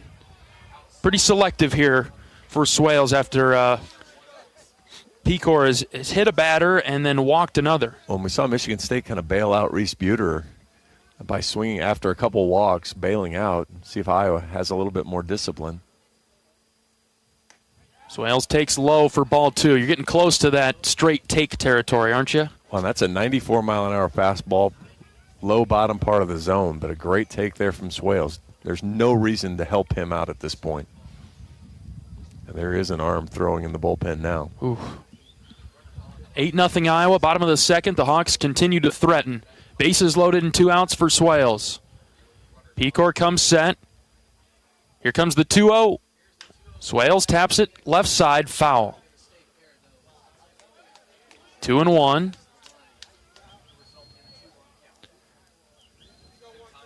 Don't hate it. It was a fastball. It was bottom part of the zone, but middle of the plate, so that's probably right where his tunnel was, so I don't mind him swinging there. Just missed it, didn't get any drive. 2-1. Swales clocked foul over to the left again, 2-2. Another well-located fastball, 92, right at the knees. Not exactly what you'd expect from Pecor with the struggles he's had, but that was good. And he's done a nice job to battle back. See how Swales, how he throws the next jab. 2 balls and 2 strikes on Ben. Pecor's pitch is high, ball 3.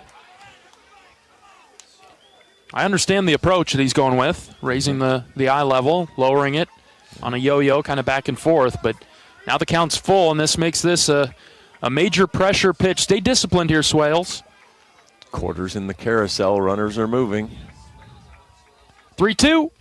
Ben lines it into center field for a base hit. 1 run is in. Here comes another. It's a 2 RBI single to center for Ben. Outstanding piece of hitting there. Went right back down, caught the 92-mile-an-hour fastball, sent it 103 back up the box. And the Hawks on top 10-0. And still with 2 guys on. And flipping it to the top of the order with Ben Wilmus coming up. Fielder Ben Wilmus. Not sure if this is going to be a change or a visit. Looks like a change. It is a change. Before we take this break, let's pause 10 seconds for station identification. 10-second station ID. This is Iowa Hawkeye Baseball.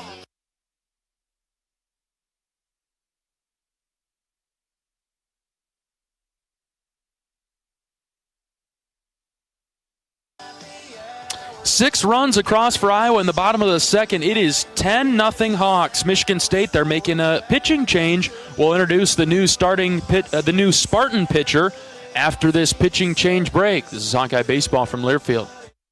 The silly moments, the proud moments, even the hard moments. They're what make life remarkable. And they're why Wellmark Blue Cross and Blue Shield is here for every moment. Committed to making healthcare better, more affordable, with more choices for care. And service and coverage that give you peace of mind no matter what comes your way. So you can show up for every tender moment, every brave moment, and every wouldn't miss it for the world moment, knowing that Blue is here for you. Go to wellmark.com/every moment to find a plan right for you. Which schools will take home the prestigious Learfield Directors Cup as the top college athletic programs for the 2024-25 college athletic season? You can follow the standings of your favorite team or alma mater at L Directors Cup on Twitter and online at thedirectorscup.com. Trophies will be awarded in June 2025 to the winning institutions in all college sports divisions. Learfield Directors Cup, the crowning achievement in college athletics.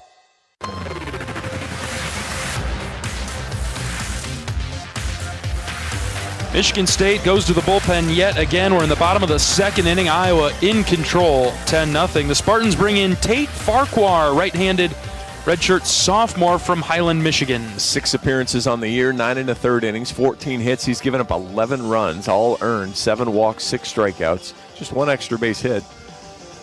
Get another one of those kind of strange outings. 9 innings, only thrown 102 pitches this year. Fastball's going to chase up there right around 90. He'll throw a slider and a changeup as well. Really kind of favors his changeup.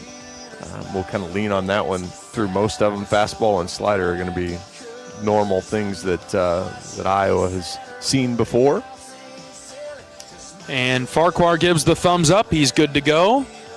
And Ben Wilmus is strolling to the right-handed batter's box from the on-deck circle. First and second for the Hawks with 2 down in the bottom of the second.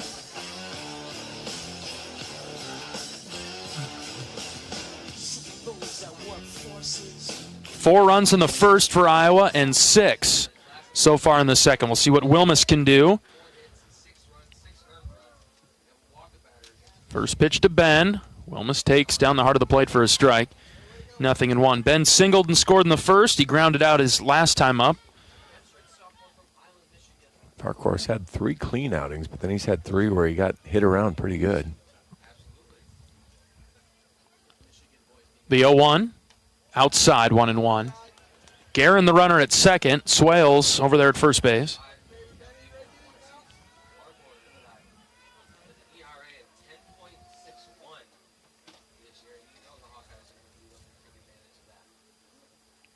Farquhar's 1-1. Wilmus lays off. Good take on the changeup there as it dropped below the zone. Iowa, 7 of 11 already with runners in scoring position. The thing that's kind of bit Iowa the most early in the season. 2 balls and a strike on Wilmus. The pitch. There's a strike. Elevated it just a touch compared to the last pitch, and it's 2-2. The other thing they've been exceptionally good at, 4 for 4 in opportunities with runner on third and less than 2 outs. Very good. Those are the ones you got to get. Count even at 2 for Wilmus with 2 outs. 2 on for him as well. The pitch. Ben lifts it into right center field. It's angling away from the center fielder, but he's able to catch up to it and make the grab. That's Sokolov out there for the third out. 6 runs for the Hawks in the second. It is 10-0 Iowa. We're back for the third after this. This is Hawkeye Baseball from Learfield. FS Envision Seed Corn and FS High Soy Soybeans provide best-in-class traits and genetics that perform. In farming, bushels matter to your bottom line. Our field-proven products deliver high yields year after year. Get the seed you need from the people you trust. Contact your local FS Envision and High Soy retailer or visit fsseed.com to learn more. Hey there, sports fans. Hungry for a legendary experience? Look no further than Bump's Restaurants, proudly named after the legendary Bump Elliott. Nestled right at the Finkbine Golf Course on Melrose Avenue, Bump's is your go-to spot for mouth-watering meals. Present your ticket from today's game at Bump's and get a buy one appetizer, get the second appetizer free deal. Offer good through the next home game. See you soon off Melrose Avenue at the Finkbine Golf Course. Bump's Restaurant, a legendary place with legendary food.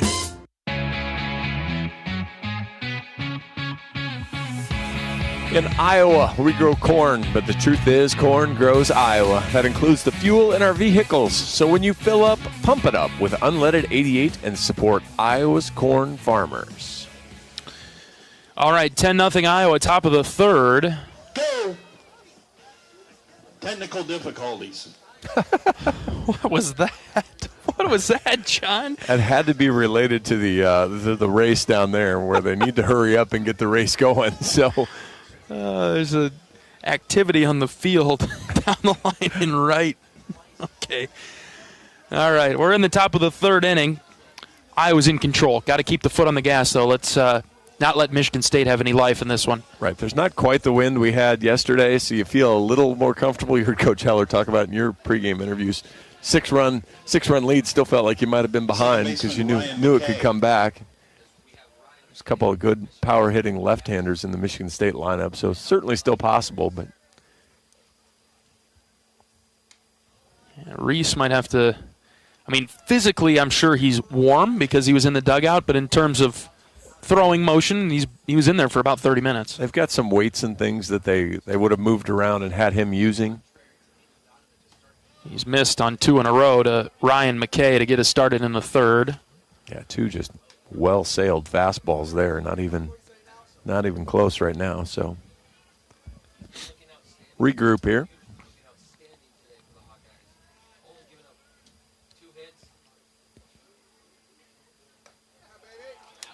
Well regrouped with a fastball there. Called strike, 2-1. McKay flied out to Beeman.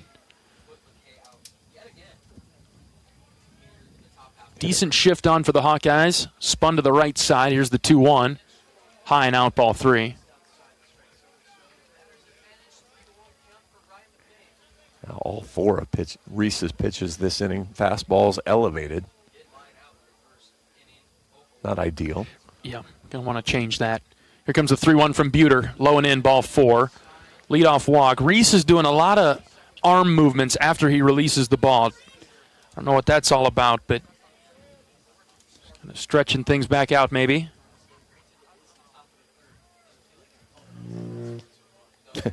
They are having technical difficulties over there. Somebody's got to control that mic next door. Hot mic. Sam Bush coming up to the plate now. Struck out in the first. Short lead at first base. Buter from the stretch. Long pause from the belt. Kicks and fires. Strike 1. Goes off speed to get Bush started. Book on McKay must have been don't throw him off speed because the 5 fastballs. Good first pitch strike there from Reese. 0-1. Dropped low. That was much better. I mean, that looked like a pitch there as opposed to the other ones that he got to throw. So see if Reese is into a little bit better rhythm here. 1-1 is hit in the air to center field. Risley going back right in front of the wall. He leaps up, and Risley caught it! He robbed it! He brought it back into the park! Risley, yes! 105 off the bat, 394. Needed 395 as Miles Risley had that play yesterday at the wall that he couldn't quite make. That one is Sports Center Top 10. Nicely done by Risley. Didn't give up on it. He sprinted to the wall, leapt up, and brought it back in. Bush flies out, and McKay stays put at first after all that. 1 out for Caleb Berry. He swings at the first pitch, lifts it to the left side. Mitchell leaps up, but it's over his head into left field. And Barry with a softly hit single. That is how dirty baseball is, though.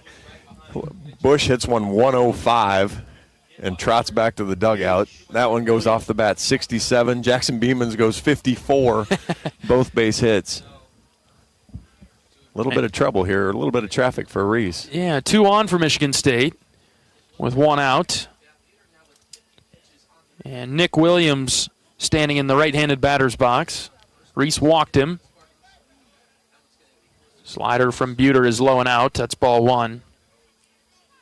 So Barry's on for the second time today. Williams, he was part of those back-to-back walks from Reese in the first inning.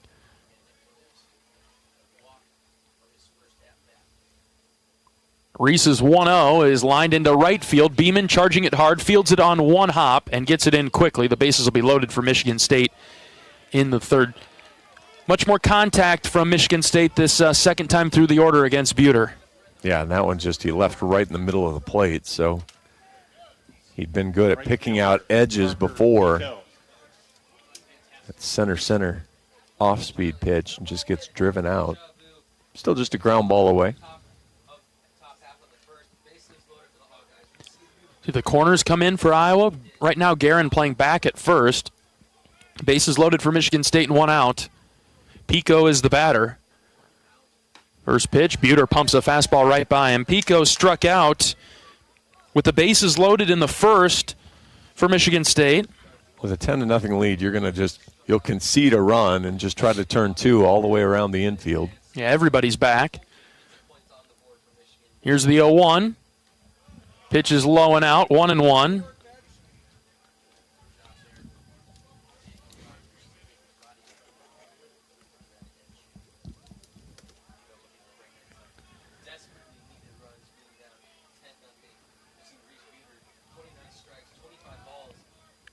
Buter on the rubber is ready with the 1-1. Brings it home to Pico. Swing and a miss. Went back to the slider that he got him on earlier today. 1-2. Pico liked 3 of those the first at-bat. My guess is he's going to see another one of those. And if you're Reese, you kind of make sure you're at least changing elevation a little bit. You can be in the same location, but make sure the eye line's different. Something's different about it. A ball and 2 strikes. Buter's got the sign that he likes. Here's the pitch. Check swing. Didn't go. 2-2. Boy, do you throw it again, John? Yeah, I bring it in just a little bit, but throw basically that same pitch. He started to swing at it. He had to hold up. I'd dare him to hold up again. Count even at 2. Bases loaded for Michigan State in the third. Here's the pitch from Buter. Swing and a miss. He got him. Threw the same pitch, couldn't hold up, and that was a much better pitch. That was located just off the outside part of the plate, but boy, not a very good job of understanding how a pitcher's trying to attack you there from Pico. Shortstop, Randy. Buter's matched his career high with 5 strikeouts. And 2 down for Seymour. Bases stay loaded for the Spartans. 10-0 Iowa in the third.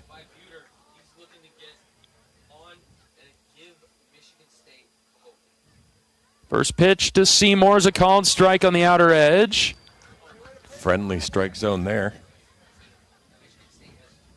Good job of framing from Daniel Rogers to get the call. That was the first one of those of its kind today where we thought, ooh, that is the outlier so far. A bit expanded. No balls and a strike. Buter is ready. Kicks and fires. Low and out. Went slider. Seymour struck out in the second.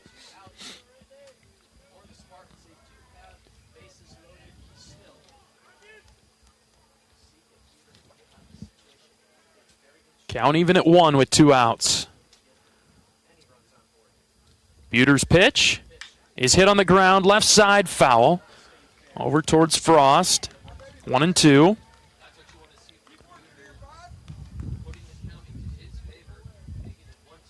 Yeah, Seymour's a guy that's willing to chase that slider, but you might want to see a fastball to jam him in just to keep him from diving across the plate at it. You've got some room to work with here. A ball and 2 strikes with 2 outs. Buter takes a deep breath, kicks and fires. Swing and a miss. He got him. Pregame. Career-high strikeouts for Buter, and Michigan State leaves the bases loaded. Nice job of pitching there from Reese to come back, bases loaded, less than 2 out. Spartans get nothing. Well done. Bottom of the third coming up, 10-0 Hawks. Back in a moment. This is Hawkeye Baseball from Learfield. Our mission at Oak Knoll is to provide exceptional retirement living and health services through Life Care. I'm Steve Rowe, CEO. We are a not-for-profit life plan community and have served the Iowa City area for 58 years. Oak Knoll is located near the University of Iowa hospitals and clinics, Kinnick Stadium, Carver Hawkeye Arena, Hancher Auditorium, and downtown Iowa City. Visit our website at oakknoll.com to learn more. We are a proud sponsor of Hawkeye Athletics. Go Hawks! Brown Deer Golf Club offers a pure golf experience. Manicured bentgrass fairways with tees and greens carved into gracefully rolling landscape. Challenging, yet extremely playable. Improve your game with PGA instruction and our full-service pro shop. Treat yourself to Bunker's Bar and Grill for lunch or dinner. And our scenic Greenview Banquet Room is perfect for weddings or any special event. Brown Deer Golf Club, a stunning country club setting at affordable public rates.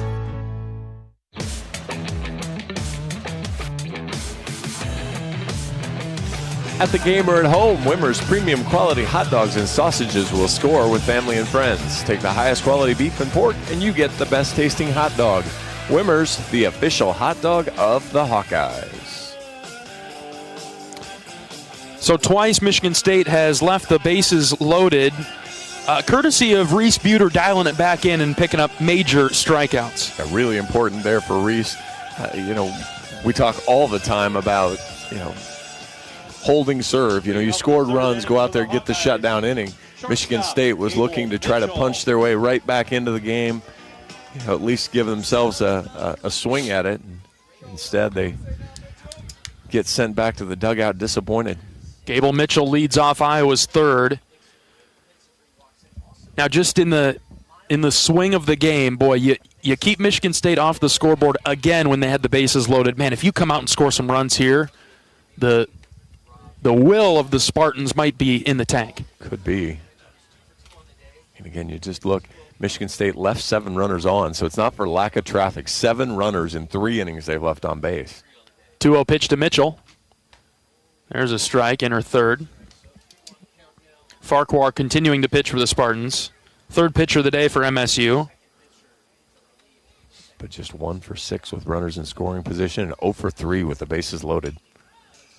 Gable slaps it foul over to the left. Yeah, so the Spartans have had a few opportunities. Iowa has not caved. No, and Reese, who again hasn't been necessarily as sharpest, has really bowed up when he needed to. 2-2, far outside, 3-2.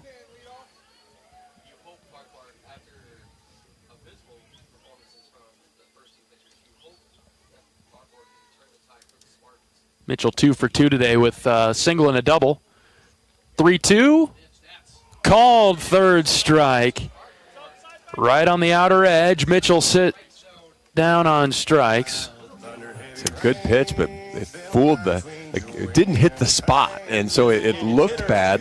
I suppose that's a good job of umpiring to not get confused by where the catcher set up, because as he jerked it back in, it was right over the outside part of the plate. So far, Mr. Oaks has had a pretty good strike zone. First pitch to Moore is outside.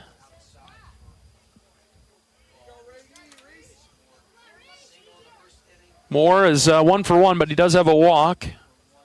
1-0 pitch. Reese hits high to right field. Got under it a bit. And the right fielder's there to make the catch. That's Pico, 2 down. Yeah, must have got it a little off the end of the bat. Just 82 off the bat. TrackMan says 318, but they got a lot closer to the wall than 318. So there is some helping wind there. Not enough to push that out. See if the Hawks can create some traffic here, not have a 3-up, 3-down inning after that either. Strike 1 on Risley.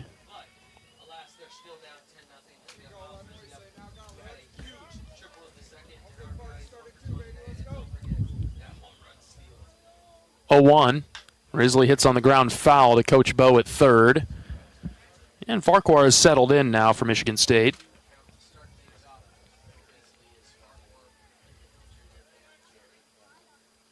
That strikeout of Mitchell was Iowa's first strikeout of the game. You've seen the ball well today. Mm-hmm.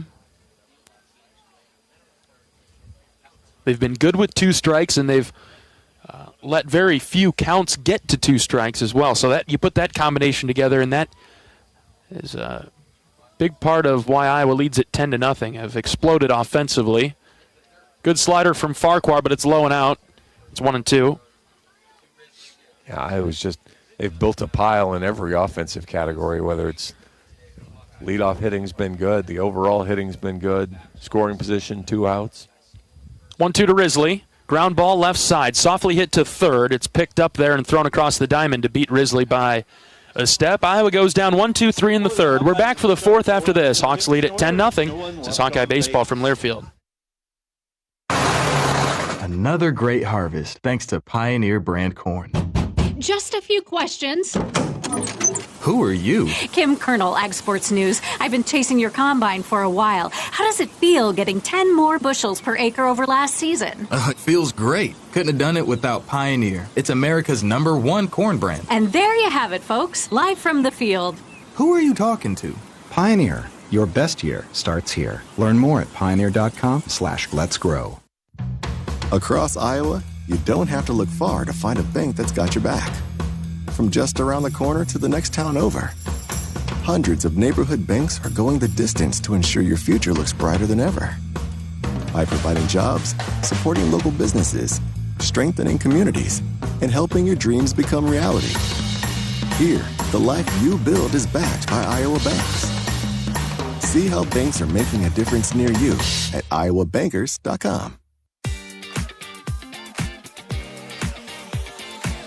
As a proud sponsor of the Iowa Hawkeyes, U.S. Cellular wants you to make the most of today by choosing game day traditions first and scrolling later. U.S. Cellular, built for us. Top of the fourth inning at Banks. John Evans and John Leo with you for the final time this weekend. We'll be back on Tuesday for a midweek game against UIC. The Flames come to town. 4 o'clock first pitch against UIC. Supposed to be great weather on Tuesday evening in Iowa City, so come on out to the ballpark. We'd love to have you here at Banks as Iowa takes on UIC in the midweek.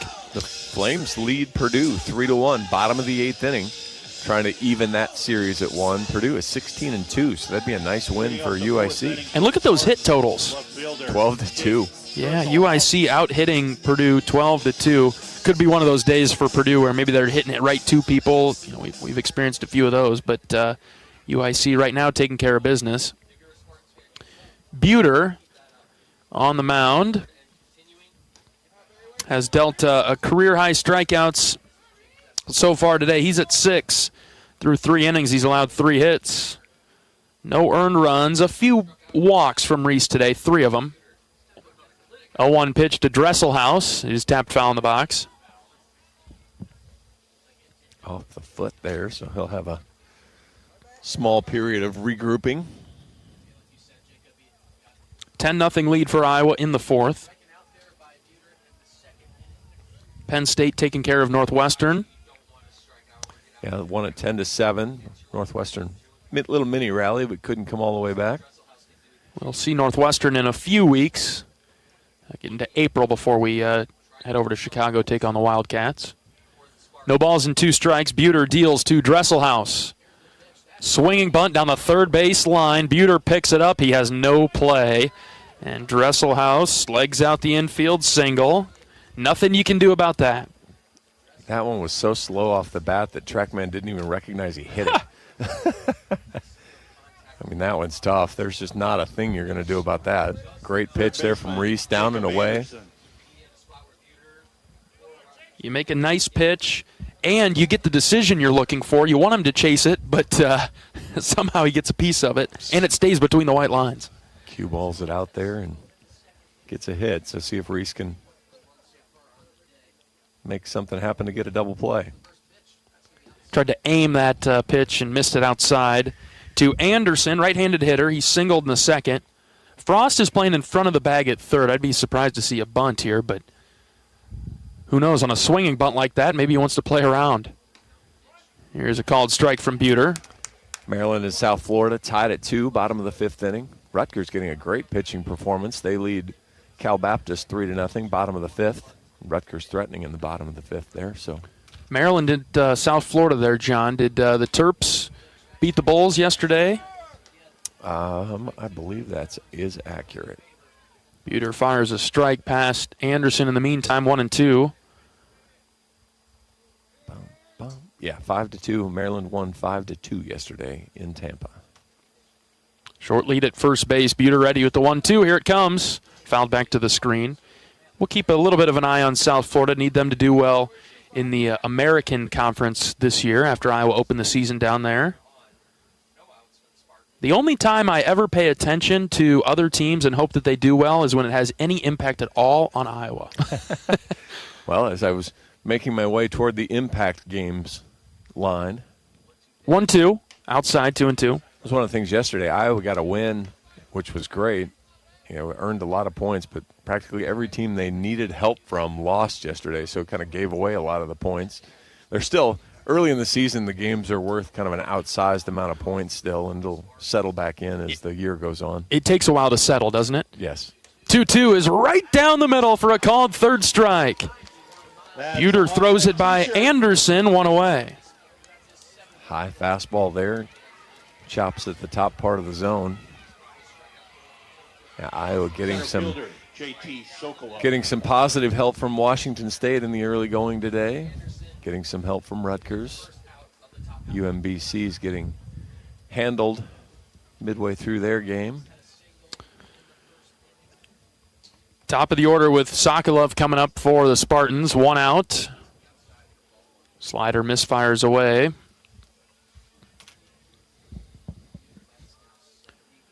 Oregon 4-0 on top of the Big Ten. Penn State, UCLA just 1 loss apiece. Ball and no strikes on Sokolov. The pitch from Buter. Brought it in for a strike, 1-1. Yeah, what stands out to you so far through one weekend, John? I'm sure it's hard for us to really dissect anything, but UCLA's RPI of 8. Again, those numbers will all shift around a little bit as the year goes along, but Buter's 1-1. He's hit on the ground right side. Swales has it. Goes quickly to second. Over to first. Not in time to complete the double play, but do get the lead runner, Dresselhaus, at second base. Yeah, just a tough ball to try to turn 2 on, but Iowa did a nice job cutting down the lead runner. Are you surprised? Michigan is 2-3 now. Is that correct?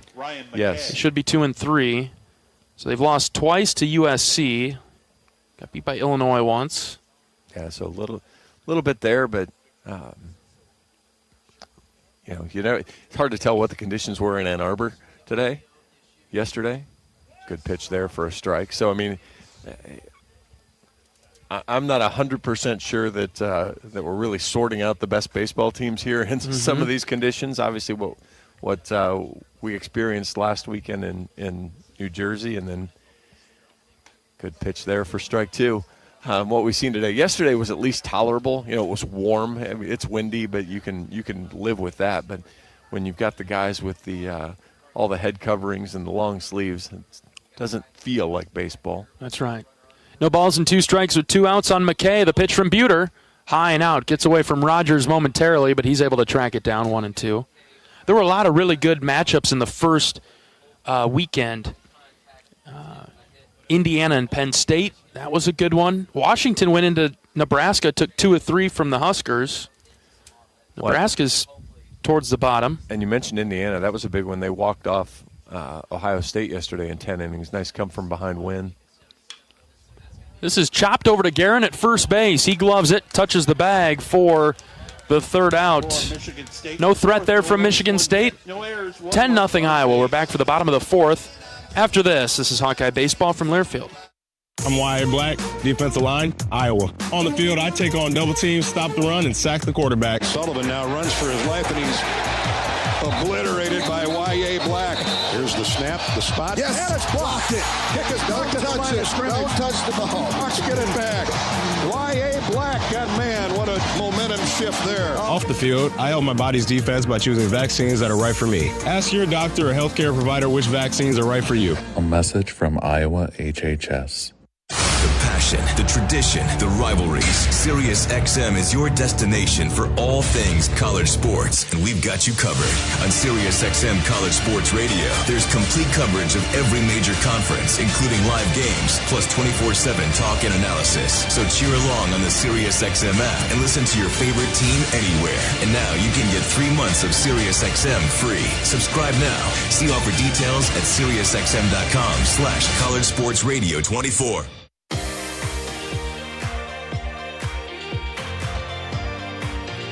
For a taste of unique flavors you'll love, stop by Molly's Cupcakes in downtown Iowa City for homemade cupcakes, cookies, cakes, bars, and coffee drinks. Molly's Cupcakes is a proud supporter of the Iowa Hawkeyes.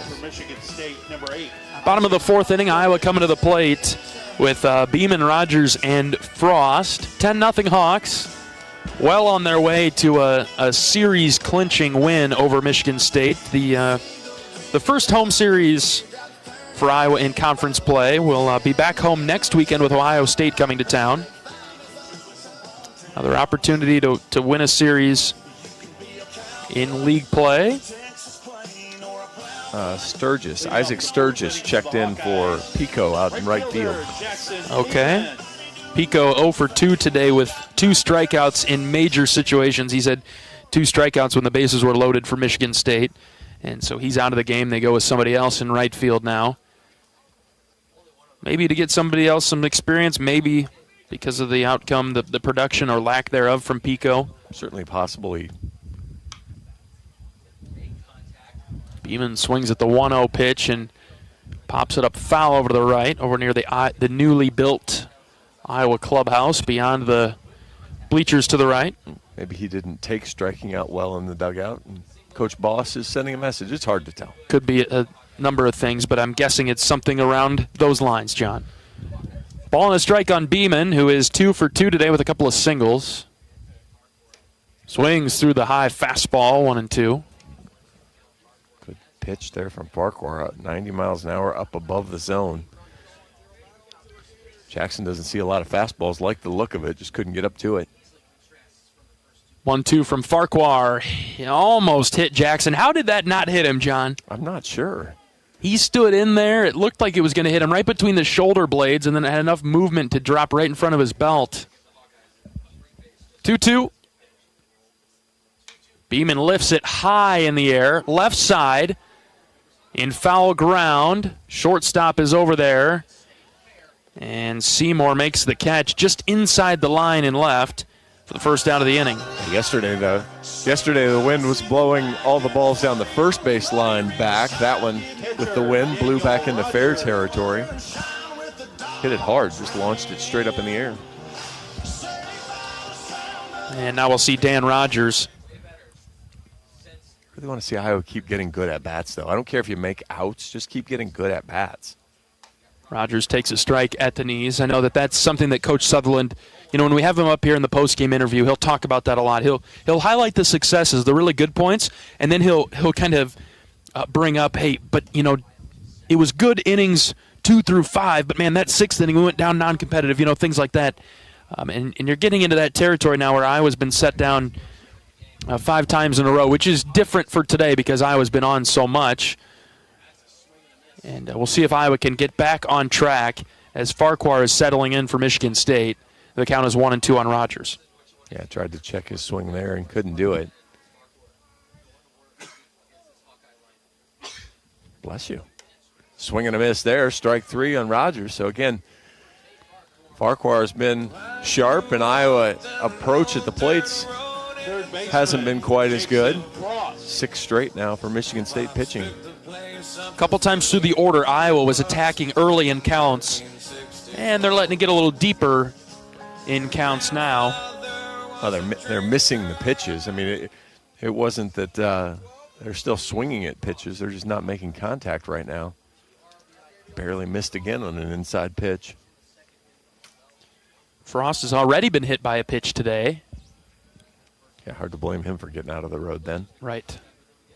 1-0 to Jaxon. Hit in the air to center. And Sokolov coming forward will make the play. Iowa goes down 1-2-3 in the fourth. We'll bring you the fifth after this. Iowa leads it 10-0. This is Hawkeye Baseball from Learfield. What does it mean to be locally owned and operated?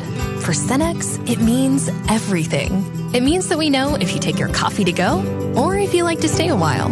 It means we've helped Little Leagues get jerseys and local festivals get funding. It means we know what our communities need. So you'll always leave Cenex with a full tank, full of snacks, or full of smiles. Or all of the above. And that means the world to us.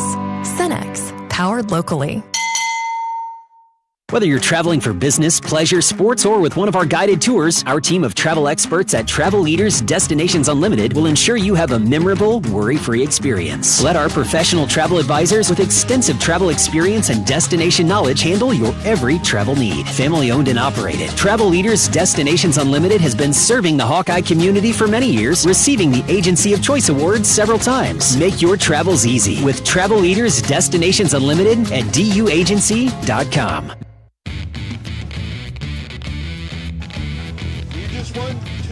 Join the swarm and team up with Iowa athletes to support local charities. Make a difference today. Visit iowaswarm.com to learn more. Top of the fifth inning, Iowa 10, Michigan State nothing. John Evans and John Leo with you at Dwayne Banks Field in Iowa City. Buter continues to pitch for the Hawkeyes. He'll face a good part of the Michigan State order with Bush and then Barry and Williams, unless Michigan State makes any changes to their batting order. Yeah, Bush was 105 off the bat in his last at-bat. Caught at the wall by Miles Risley, so hopefully Reese can miss the barrel a little bit better here. Although I guess it turned into an out, so all good.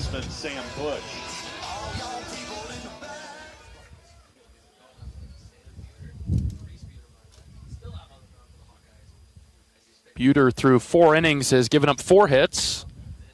Fastball outside, ball 1. Purdue has figured out UIC. 6 runs in the bottom of the 8th inning. They lead 7-3 now. Finally breaking through. 1-0 from Buter. Breaking ball in for a strike, 1-1. Obviously, I don't know how that game played out, but 3 runs on 12 hits. UIC is going to be kicking themselves for not taking better advantage. Purdue 7 on 7.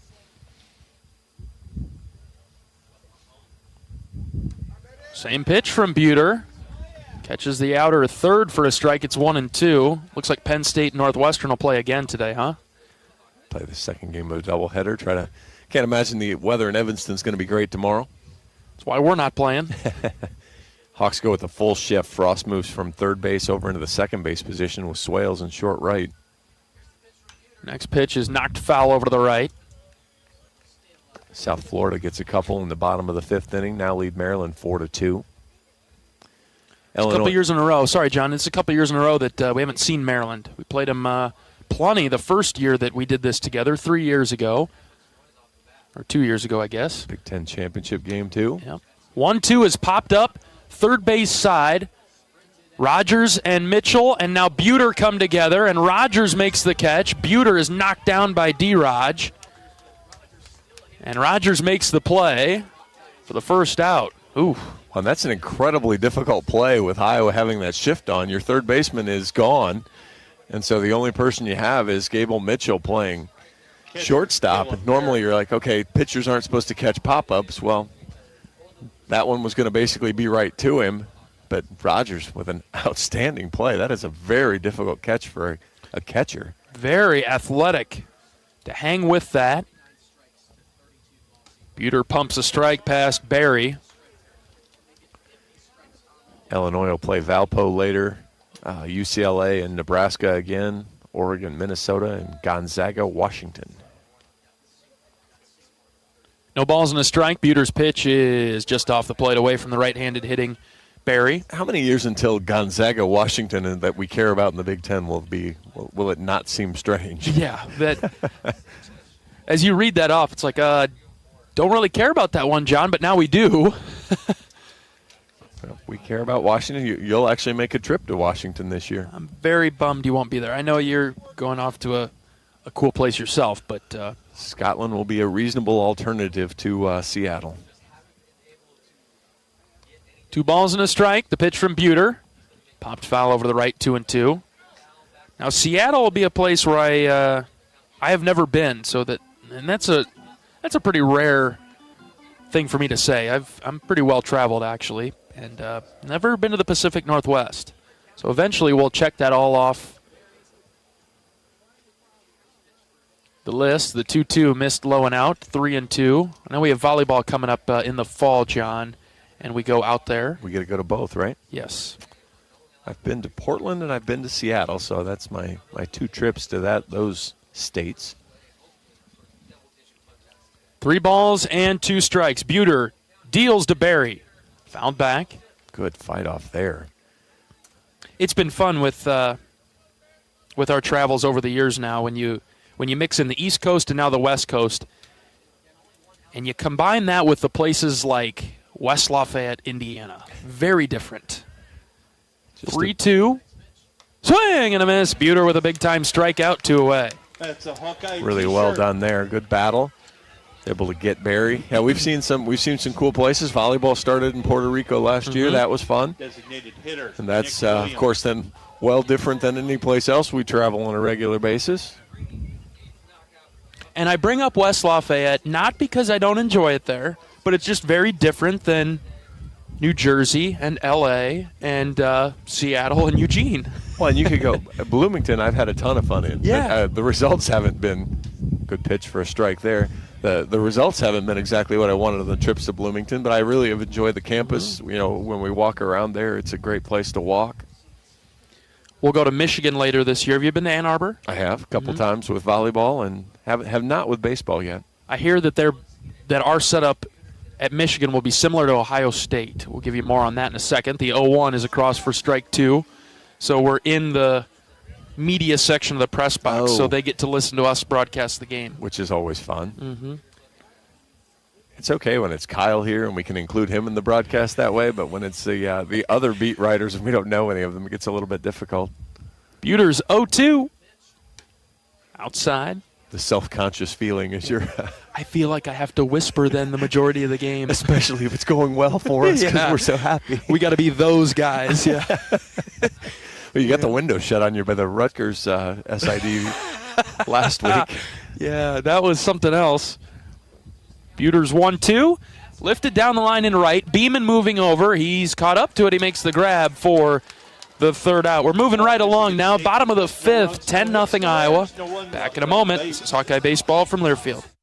At U.S. Cellular, we believe in having healthy relationships with our phones so we can have better relationships with each other. Introducing US Mode, a way to set your phone for less distraction and deeper connection. So dinner can sound less like this and more like this. What'd you learn today? The sauropod was the tallest dinosaur ever. Oh my goodness. Visit U.S. Cellular in-store or online and we'll help set your phone to US Mode, even if you're not a customer. U.S. Cellular, the 5G network built for us. See uscellular.com for details.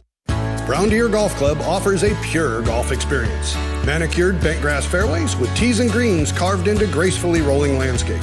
Challenging, yet extremely playable. Improve your game with PGA instruction and our full-service pro shop. Treat yourself to Bunker's Bar and Grill for lunch or dinner. And our scenic Greenview Banquet Room is perfect for weddings or any special event. Brown Deer Golf Club, a stunning country club setting at affordable public rates.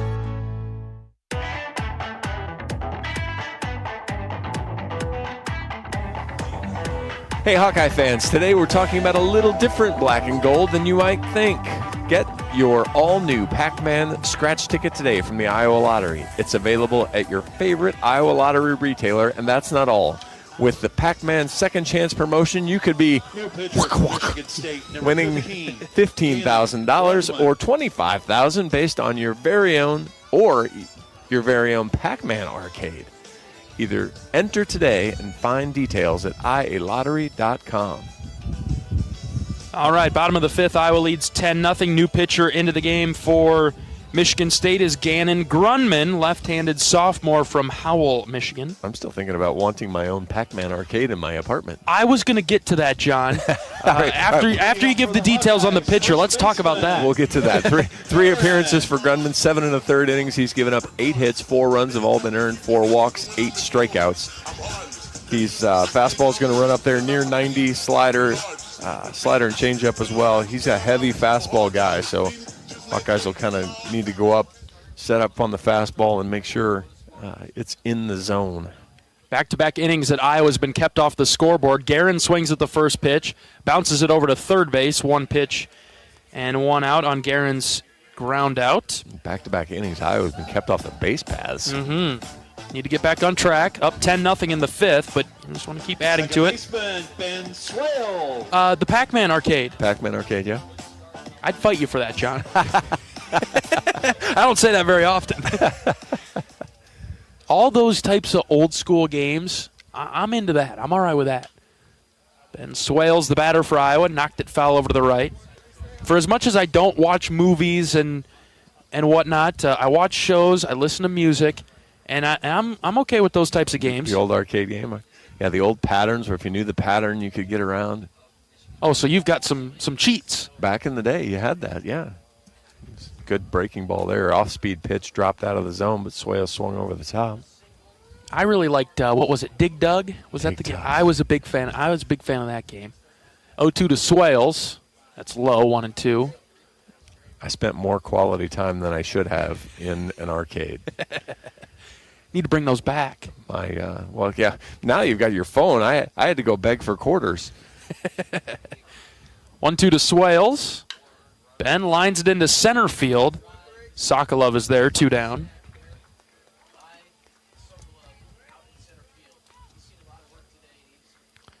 Go to the top of the order with Wilmus heading to the box. What do you think about Reese? You think Reese's day is done? You going to stroll him back out there? Pitch counts in the 80s, I think. It's funny you asked that. I was just kind of thinking the same thing. He's sitting at 93. Ooh. So I'm not sure. Wilmus takes a strike, inner third. I wouldn't hate it.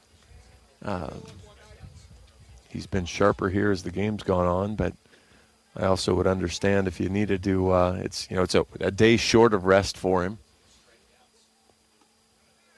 Low and in, ball 1 to Wilmus. But he didn't throw a ton of pitches at Rutgers. He left a little early on the Sunday start last week. But these pitchers are creatures of habit, and so the habit has been broken a little bit here. 1-1, Wilmus hits foul. And interestingly enough, I was looking at the forecast for next weekend because we get a great day Tuesday. Next weekend is low 50s, and then as it stands now, a high chance of rain on Sunday. But we all know that will likely change before we get there. But we could get a funky schedule next week too. 1-2 pitch. Wilmus hits softly on the ground. Shortstop runs around it, gloves it, throws to first in time. Iowa goes down 1-2-3 in the 5th. We'll be back for the 6th after this. 10-0 Iowa. It's Hawkeye baseball from Learfield. Express Midwest is Iowa's locally owned and operated ground transportation specialists who have served Iowa City for more than 37 years. With a selection of chauffeured black cars, limos, sprinters, and buses, they have solutions for all your transport needs. Check out their website to find a full list of services, rates, and more at expressmidwest.com. That's expressmidwest.com.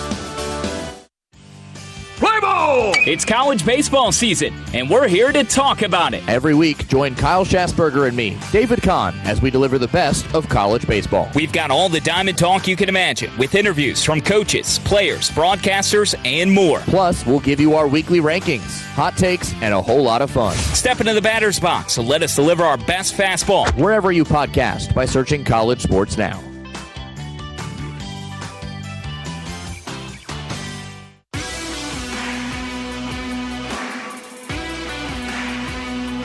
Oak Knoll's mission is to provide exceptional retirement living and health services through Life Care, a not-for-profit life plan community serving the Iowa City area for 58 years. Oak Knoll is conveniently located near the University of Iowa Healthcare Campus, Kinnick Stadium, Carver Hawkeye Arena, and downtown Iowa City. A proud sponsor of Hawkeye Athletics. Visit oakknoll.com to learn more. And before we introduce the new Hawkeye pitcher, let's pause 10 seconds for station identification. This is Iowa Hawkeye Baseball from Learfield.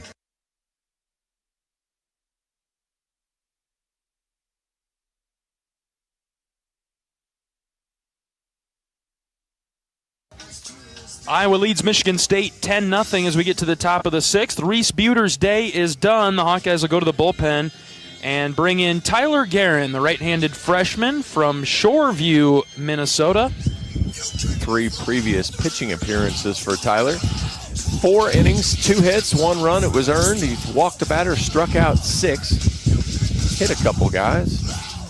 Leading off the 6th inning. Done a good job. 2.25 ERA. Right fielder. Been out in the field now a couple times. Got his first career hit against Augustana in the midweek. So good stuff from Tyler. Gave one a ride against Loris. Just didn't quite have enough. And so we'll see him pitch now in the 6th. Sturgis leading off for the Spartans. New into the game in right field since the 3rd inning. And according to brother Blake, Tyler got the best of him in the live set. So. Right. Tyler hit mid-90s and struck out Blake the last time that they faced off at practice. 2 balls and no strikes on Sturgis. Missed away a couple times here with the fastball.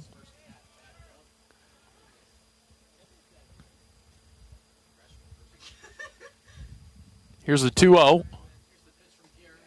That's low, ball 3. Buter ends his day, 5 innings, gave up 4 hits. He walked 3 and struck out a career-high 8. A little more traffic than bonus traffic than Reese usually allows, but pitched around all that. 4-pitch walk to Sturgis to start the 6th. The last 2 were better. Just no chase there, and good eye from Sturgis to not help any. Shortstop, Randy Seymour. So the leadoff man on for Michigan State. For the 4th time today, Michigan State's got their leadoff hitter on. Seymour bats for Michigan State. He's 0 for 2 today with a couple of strikeouts. A little bit of a shift on for the Hawks as Swales playing directly behind second base. 0-1 from Guerin. Low. Yeah, the down part about the Iowa bats going quiet is you just kind of you sucked all the energy out of Banks here, and so Michigan State could find a way to start clawing back here. 1-1 tapped foul towards Michigan State's dugout on the left. 1-2. I agree with that, John. You build up a big lead, and then it just kind of feels coasting a little bit. And now the lead is significant. It's 10-0, but... Well, and full credit to Michigan State pitching. They've been in the zone, but they haven't been in the middle of the plate. Foul ball. Which was part of their issue there in the first 2 innings, so... More improved approach, but now for Iowa, we kind of want to get back to those disciplined at-bats, make sure you're swinging at strikes. And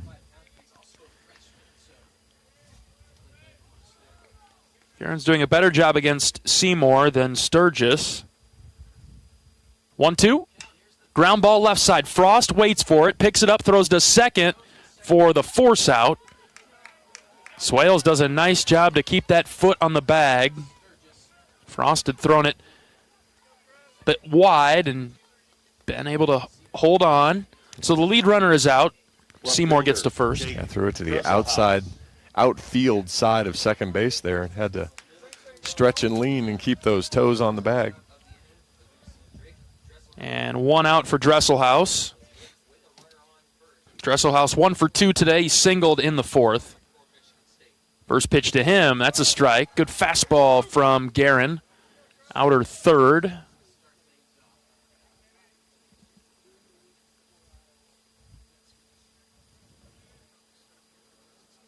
Short lead at first base. The 0-1 pitch from Guerin. This is fouled back. 0-2.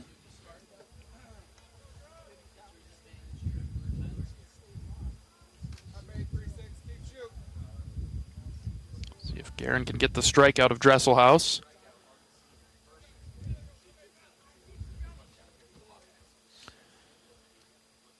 Seymour, the runner at first base with 1 out. The 0-2. Swing and a miss. Guerin sets down Dresselhaus, 2 away. That's a Hawkeye t-shirt. Third baseman, Jacob Anderson.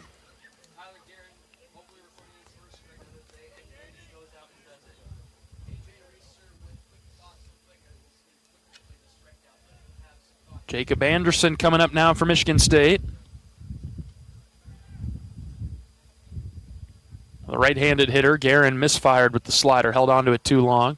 10-0 Iowa in the 6th with 2 outs, runner at first base for the Spartans. No runs, 4 hits, no errors, 8 left on for Michigan State. 10 runs on 10 hits for Iowa. 1 error, only 3 left on. Iowa's done a nice job bringing those base runners in. Ground ball foul over to the left.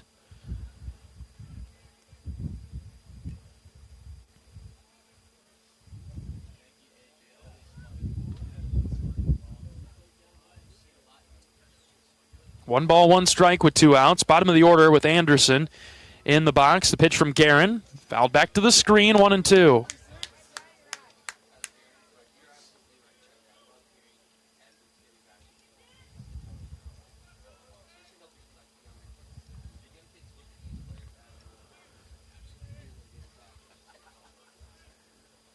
One, 2 from Guerin. Check swing. Did he go? Yes, he did. Couldn't hold up. Guerin with back-to-back strikeouts to keep the Spartans off the scoreboard in the 6th. 10-0 Iowa. We're back for the bottom half of the inning right after this. This is Hawkeye Baseball from Learfield. Not all internet is created equal. It's a lot like choosing a quarterback. Technically, you could sign up any new rookie provider on the block, but the success of every device in your home depends on it. Will they perform in the clutch, or will they buffer under pressure? Extreme provides the speed you need with a 100% gigabit technology network and amplified Wi-Fi. And unlike signing a quarterback, Extreme Internet requires no contracts. There's only one pick to lead your team. It's Extreme, powered by Mediacom. Express Midwest is Iowa's locally owned and operated ground transportation specialists who have served Iowa City for more than 37 years. With a selection of chauffeured black cars, limos, sprinters, and buses, they have solutions for all your transport needs. Check out their website to find a full list of services, rates, and more at expressmidwest.com. That's expressmidwest.com.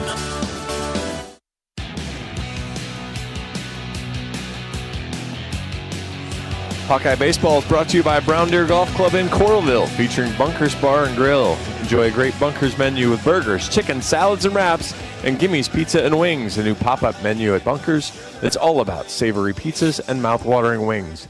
To-go orders are welcome, as are you and your family at Brown Deer Golf in Coralville. It doesn't feel like golf weather anymore. Not quite yet. No, we had it.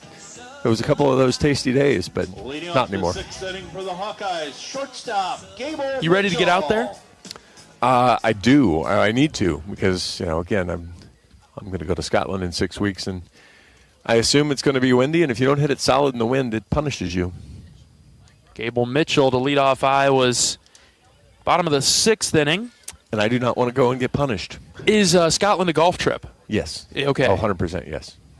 I don't know if it was a work trip or... No work involved in that one at all. There'll be work in a trip in a couple weeks, but not that one.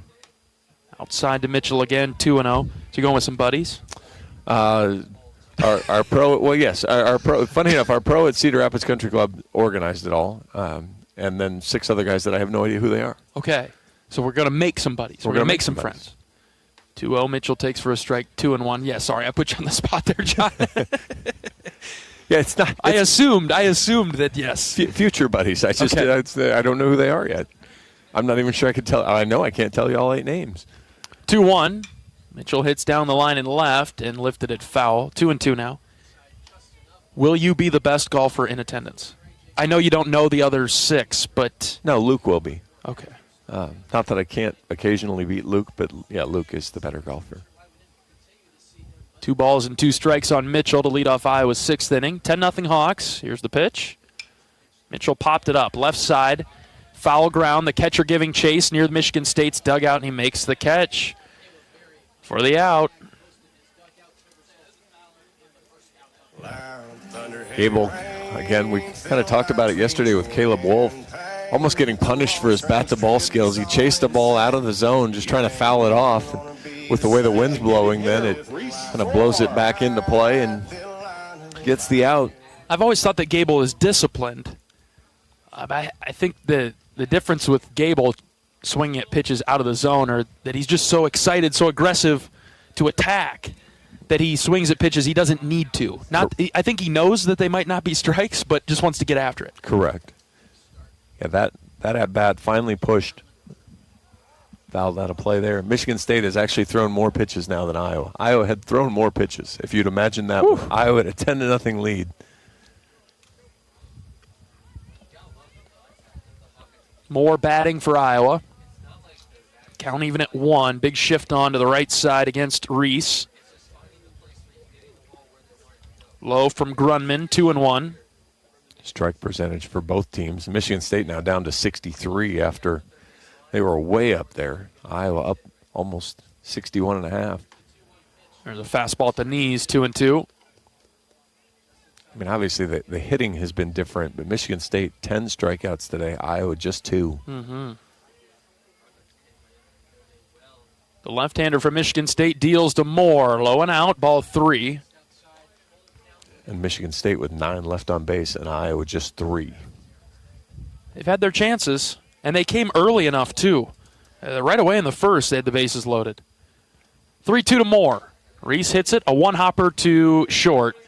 It's picked up and thrown across the diamond. 2 down for Iowa in the 6th. Although I think while it was hit to short, I think it was Anderson, the third baseman. So it's a 5-3 putout, even though he was right in the shortstop hole. And Risley comes up with 2 outs.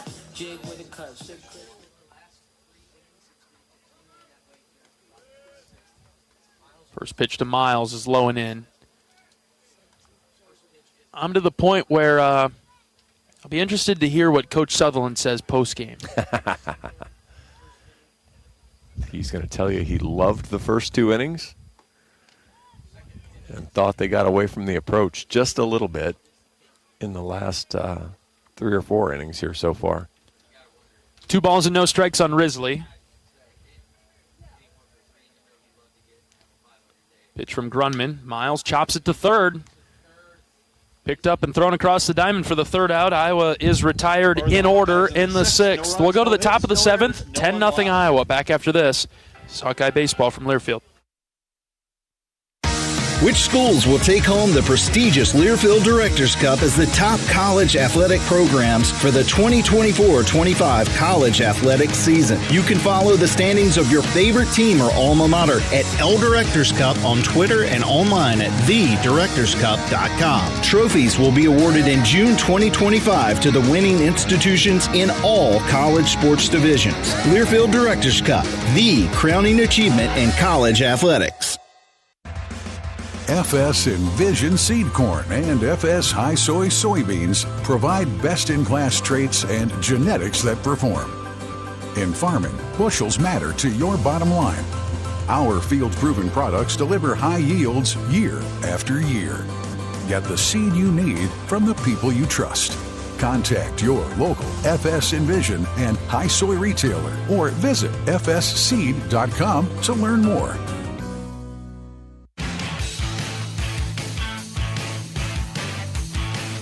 For comprehensive coverage of college baseball, tune to Sirius XM Big Ten Radio Channel 372 in the car and on the all-new Sirius XM app.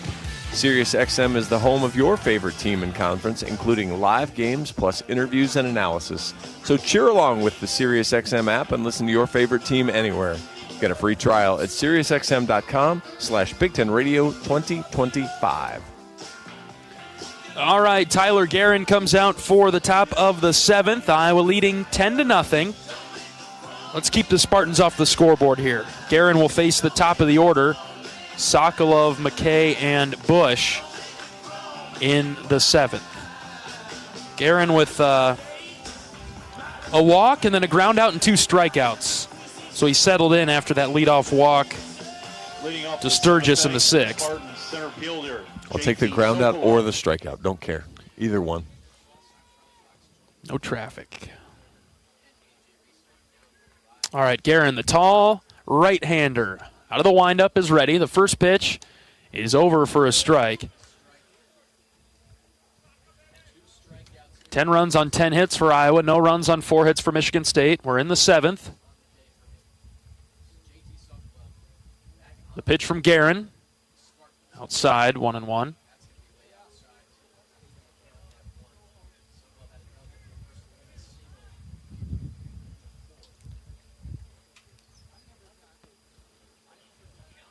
Tyler got his first career start against Augustana.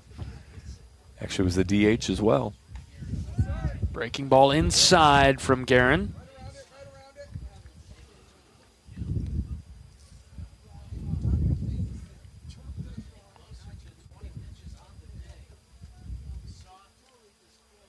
Sokolov 0 for 3 today. 2-1 from Guerin. High and tight, ball 3.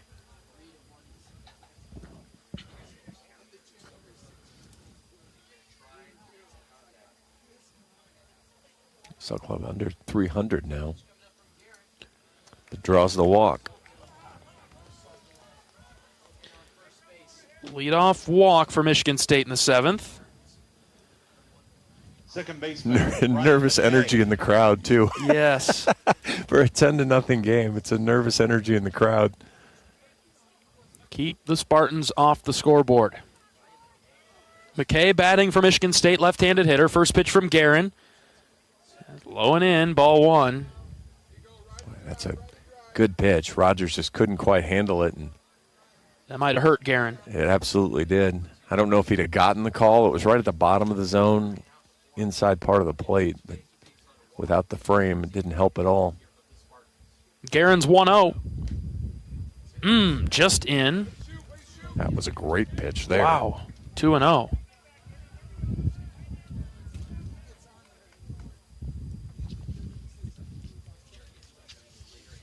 Good lead at first base from Sokolov. The 2-0. Outside ball 3. Tyler's got to find the zone. Coach Kenny will come out and say hi. 3 balls and no strikes on McKay.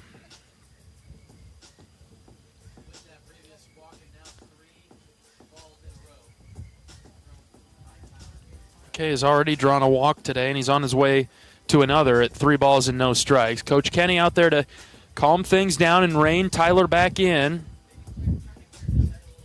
And you just, with walks and free bases, you kind of let this game drag on a little longer than it needs to at this point. 10-0 in the 7th. Iowa scored 4 in the first, 6 in the second. Nothing since then. Michigan State hasn't had anything all day. Iowa hasn't had a hit since the second inning, have they? That is correct. They've been set down 1, 2, 3 in 4 straight innings. So haven't had a base runner, haven't had a hit. So 13 straight for Michigan State pitching. Right. That's not good. I mean, it's great for Michigan State. 3 balls and no strikes on McKay. Guerin's pitch. Outside ball 4. Back-to-back walks. And brings up Sam Bush. Less than ideal as you're looking to close out the game. First baseman, Sam Bush. Could get out of here a little early today if you don't let Michigan State score right now. First and second. With Bush coming up and nobody out. We will have a new pitcher to try to finish that up. Back-to-back walks from Guerin Makes his outing a little bit shorter than he had hoped for. We'll see who emerges from the Iowa bullpen after this pitching change break. 10-0 Hawks. We're in the 7th. Back in a moment. This is Hawkeye Baseball from Learfield. At U.S. Cellular, we believe in having healthy relationships with our phones so we can have better relationships with each other. Introducing Us Mode, a way to set your phone for less distraction and deeper connection. So dinner can sound less like this and more like this. What'd you learn today? The sauropod was the tallest dinosaur ever. Oh my goodness. Visit U.S. Cellular in-store or online and we'll help set your phone to Us Mode, even if you're not a customer. U.S. Cellular, the 5G network built for us. See uscellular.com for details. At Mid-American Energy, our 1.6 million customers depend on our energy 24/7. That's why we work 24/7 to deliver the safe, reliable energy you need. To keep our 99.9% reliability record, we're enhancing our technology, improving resiliency, and investing in critical infrastructure. We're generating power from all available resources to cover any increases in demand. And we're innovating to ensure you always have the energy you need. Mid-American Energy, obsessively, relentlessly at your service.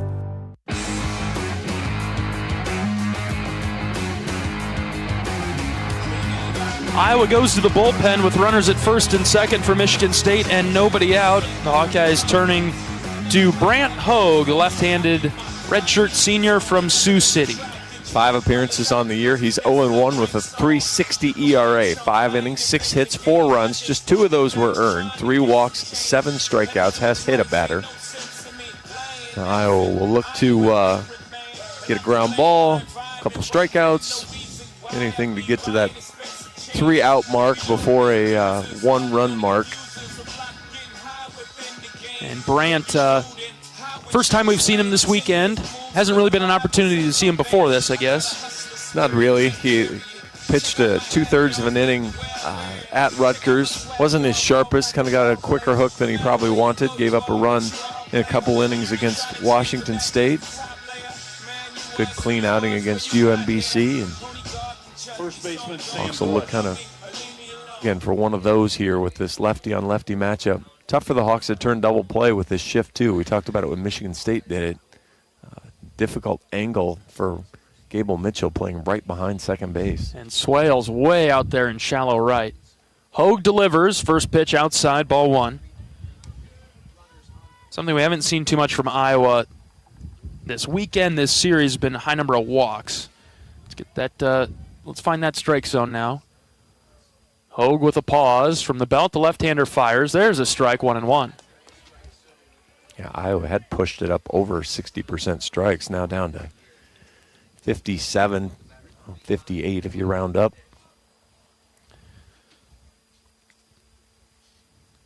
Delivery from Hogue. Called a strike, high and out, 1-2. It's been a good zone from Cody Oakes today. Absolutely. He's been right on it all game. He spent some time in the minor leagues as an umpire. Here's the 1-2. Ripped back to the screen.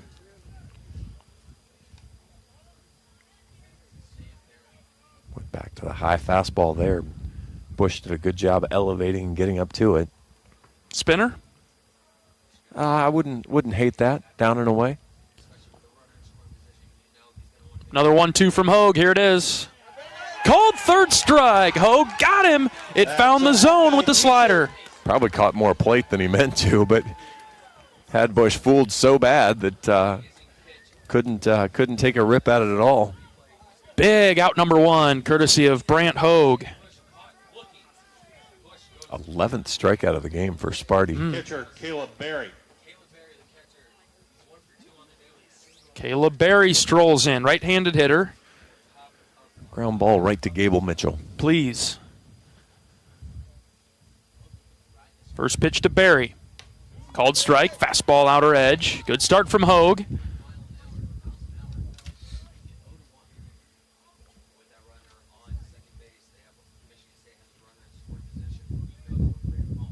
No balls and a strike on Berry. The pitch from Brant.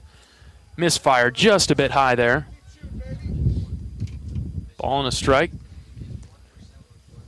Berry struck out in the 5th. I suppose I'd take that too. Hogue checks the runner at second base. Now the 1-1. Called a strike. High breaking ball. It confused Barry, and he couldn't commit to it. I don't think I want that. I don't think I want it driving down the center of the plate again. But count is 1-2 on Barry. The pitch from Hogue. Ground ball to second. Swales has got it. Flips to second for one. Over to first. Double play. 4-6-3 and a Hawkeye winner. Yes.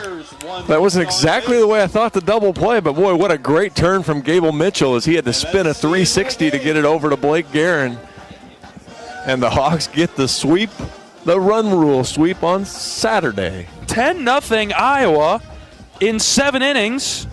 Shutout victory. It's Iowa's 4th shutout of the season. That's, again, the part that's really good is Iowa's pitching has been kind of sneaky good. Everybody wants to hold up the couple of outliers, but on the season, it's been outstanding. Iowa wins the series with a shutout run rule victory over Michigan State on Saturday. Iowa now 10-8 on the season. We'll be back after this. This is Hawkeye Baseball from Learfield. Express Midwest is Iowa's locally owned and operated ground transportation specialists who have served Iowa City for more than 37 years. With a selection of chauffeured black cars, limos, sprinters, and buses, they have solutions for all your transport needs. Check out their website to find a full list of services, rates, and more at expressmidwest.com. That's expressmidwest.com. Whether you're traveling for business, pleasure, sports, or with one of our guided tours, our team of travel experts at Travel Leaders Destinations Unlimited will ensure you have a memorable, worry-free experience. Let our professional travel advisors with extensive travel experience and destination knowledge handle your every travel need. Family-owned and operated, Travel Leaders Destinations Unlimited has been serving the Hawkeye community for many years, receiving the Agency of Choice Award several times. Make your travels easy with Travel Leaders Destinations Unlimited at duagency.com.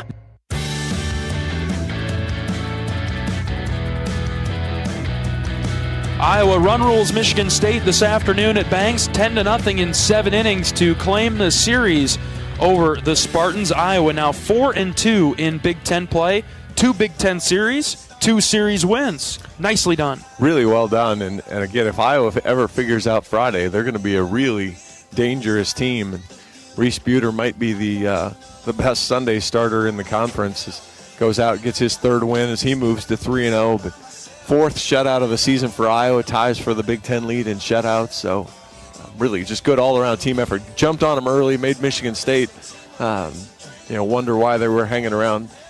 Yeah. And just a nice job getting it going. We'll hear from Coach Sutherland in a moment. Reese Buter gets the win, 5 innings, 4 hits, walked 3, struck out 8. Iowa with multi-hit performances from Gable Mitchell, Jackson Beeman, and Ben Swales. Iowa scored 4 in the first and 6 in the second.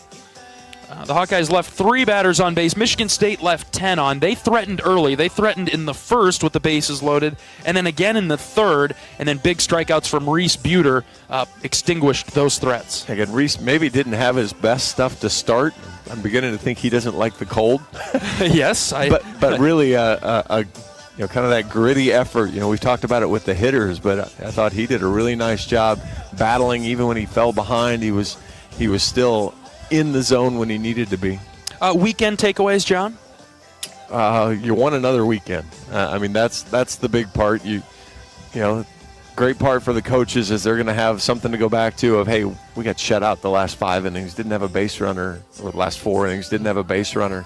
So we need to work on a consistent approach, but overall, it's a lot easier to learn lessons, or a lot more fun to learn lessons when you win. And when you be at home for a few more games, with a midweek at home on Tuesday and then 3 more against Ohio State next weekend. All right, we'll be back after this. This is Hawkeye Baseball from Learfield. When the game goes into overtime, but the game goes into overtime. The choice to enjoy is easy. Bud Light. Easy to drink, easy to enjoy. Enjoy responsibly. Anheuser-Busch, Bud Light Beer, St. Louis, Missouri. Get a great deal on select Kubota equipment. The BX Series is the #1 selling subcompact tractor in the U.S. The versatile lineup is built to help you make the most of your land. Right now at participating dealers, get a Kubota compact tractor for $0 down, 0% APR for up to 60 months. Plus, save up to $1,500 on select equipment. Now through September 30th, see us or go to KubotaUSA.com/disclaimers for full disclaimer. Check out Kubota's winning lineup. Visit KubotaUSA.com to find your local dealer.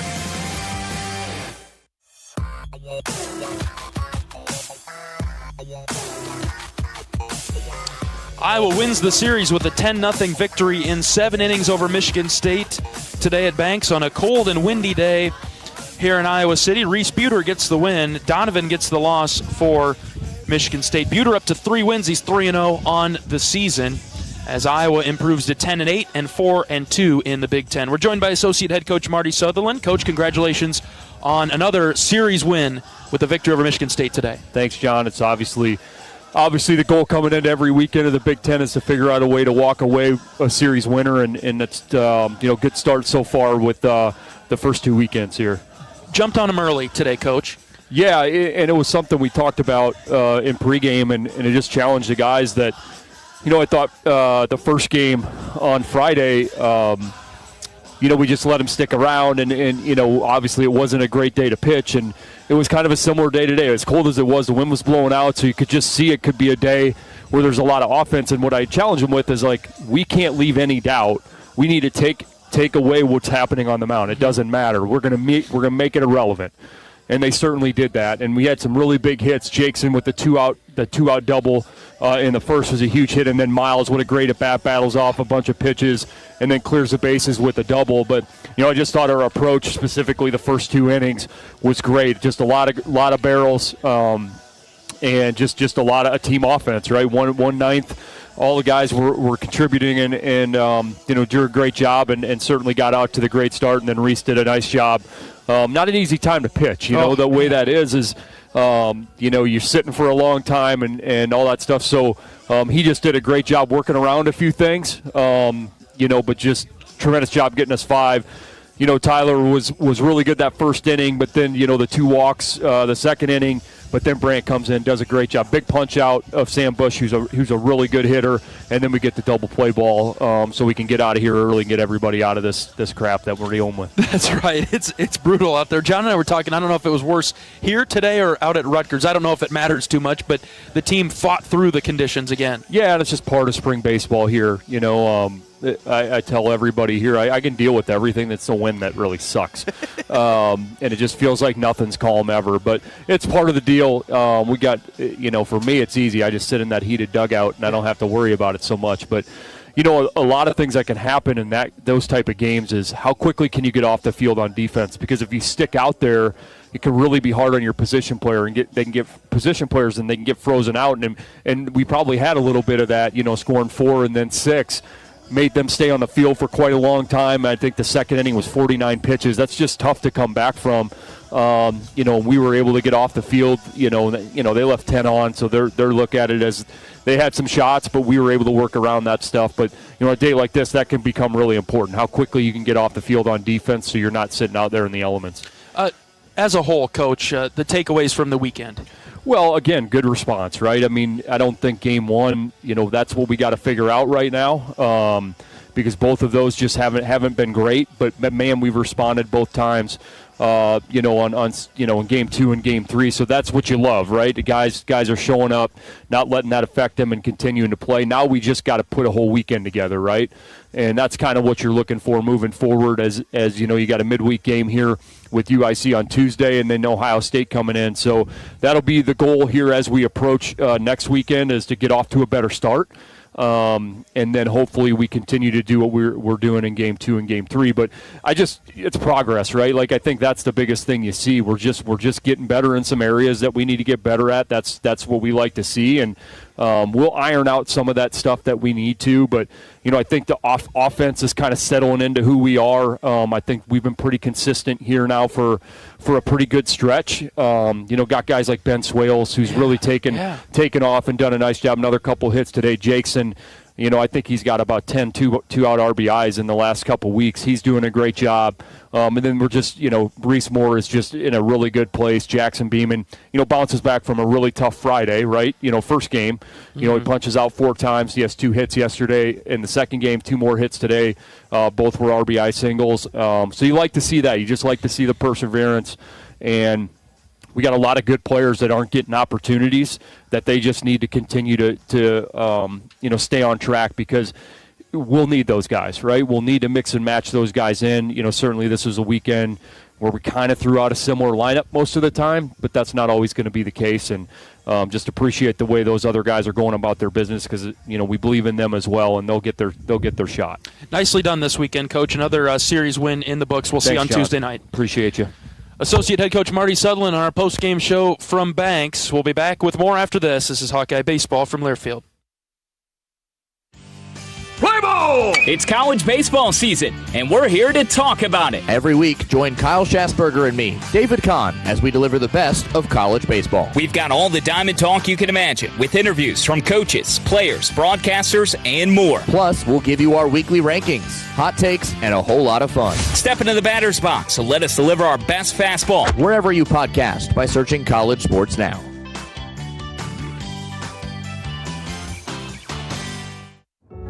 Leaders know there's no guide to greatness. When everyone else says something can't be done, they know it only hasn't been done yet. True leaders weather the fiercest storms and look deep within themselves to rise above and help others find their way forward. At Great Southern Bank, we're proud to partner with visionaries that help raise the tide for all of us.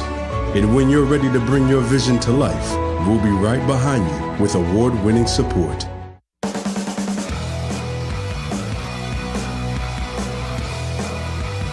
Iowa secures the series win with a 10-0 run rule victory over Michigan State this afternoon at Banks. Plenty of highlights to go around from this one. Let's hear them now. Buter comes set. Bases loaded for Michigan State. Here's the 0-2. Swing and a miss. He got him. Yes. Right-handed pitcher, right-handed hitter. Ground ball left side through into left field. Past the diving Anderson at third base. Beeman brings home another run as Mitchell scores. 2-0 Hawks. Ball and 2 strikes on Frost. The pitch is lined into right field. It is a fair ball into the corner. Risley scores. Here comes Beeman. Frost at second. He'll stop there with a 2-strike, 2-out, 2 RBI. Double to right. Hawks lead it 4-0. Another 2-2 to Risley. Into the air, left center field. It's a gapper, and it is down for a base hit. It rolls off up to the bottom of the wall. 1 run is in. Here comes another. 3 will score. It's a triple for Risley that clears the bases. 7-0 Hawks. Beeman fists it into shallow center field for a base hit, and Risley will score. Boy, we jinxed Jackson there. He just blooped it right behind second base with the infield playing in. 3-2. Ben lines it into center field for a base hit. 1 run is in. Here comes another. It's a 2 RBI single to center for Ben. 1-1 is hit in the air to center field. Risley going back right in front of the wall. He leaps up, and Risley caught it. He robbed it. He brought it back into the park. Risley, yes. You've got some room to work with here. A ball and 2 strikes with 2 outs. Buter takes a deep breath, kicks and fires. Swing and a miss. He got him. Career-high strikeouts for Buter, and Michigan State leaves the bases loaded. Count is 1-2 on Barry. The pitch from Hogue. Ground ball to second. Swales has got it. Flips to second for 1. Over to first. Double play. 4-6-3 and a Hawkeye winner. Yes. Series win for Iowa over Michigan State. 2 out of 3 ain't bad over the Spartans. Iowa now 10-8 on the season. 4-2 in conference play. The Hawkeyes are back in action Tuesday afternoon as UIC, the Flames, come to town to take on the Hawkeyes. 4 o'clock first pitch here at Banks. We'd love to see you here. Weather should be great, Hawkeye fans. Come on out to Banks for Iowa's midweek game against UIC. Next chance to see them in conference action will be this upcoming weekend, Friday through Sunday, with Ohio State coming to Iowa City. That'll do it for our coverage of Iowa Hawkeye baseball this weekend. Iowa wins today 10-0 in 7 innings, takes 2 of 3 from Michigan State in a nice weekend in Iowa City. All right, for my great board op down the line, Michael, great to have you back. Awesome job as always. My color analyst, John Evans. I'm John Leo saying so long from Banks this Saturday afternoon. Every day is a great day to be a Hawkeye. Some are just a little bit better than others. So long, everybody. Iowa Hawkeye Baseball has been brought to you by Iowa Corn. You might think Iowa just grows corn, but the truth is corn grows Iowa. Brought to you by Iowa's corn farmers of the Iowa Corn Growers Association and the Iowa Corn Promotion Board. Iowa Lottery. Be a VIP with the Iowa Lottery. Visit ialottery.com for details. Mid-American Energy. Call 811 before you dig. It's the law. Visit midamericanenergy.com for natural gas safety tips. U.S. Cellular, the official wireless partner of the Iowa Hawkeyes. U.S. Cellular, built for us. Also brought to you by Wellmark, here for every member, every moment. Learn more at wellmark.com. U.S. Bank, proud to sponsor the Iowa Hawkeyes. Equal housing lender, member FDIC. The preceding has been a Learfield presentation on the Hawkeye Sports Network.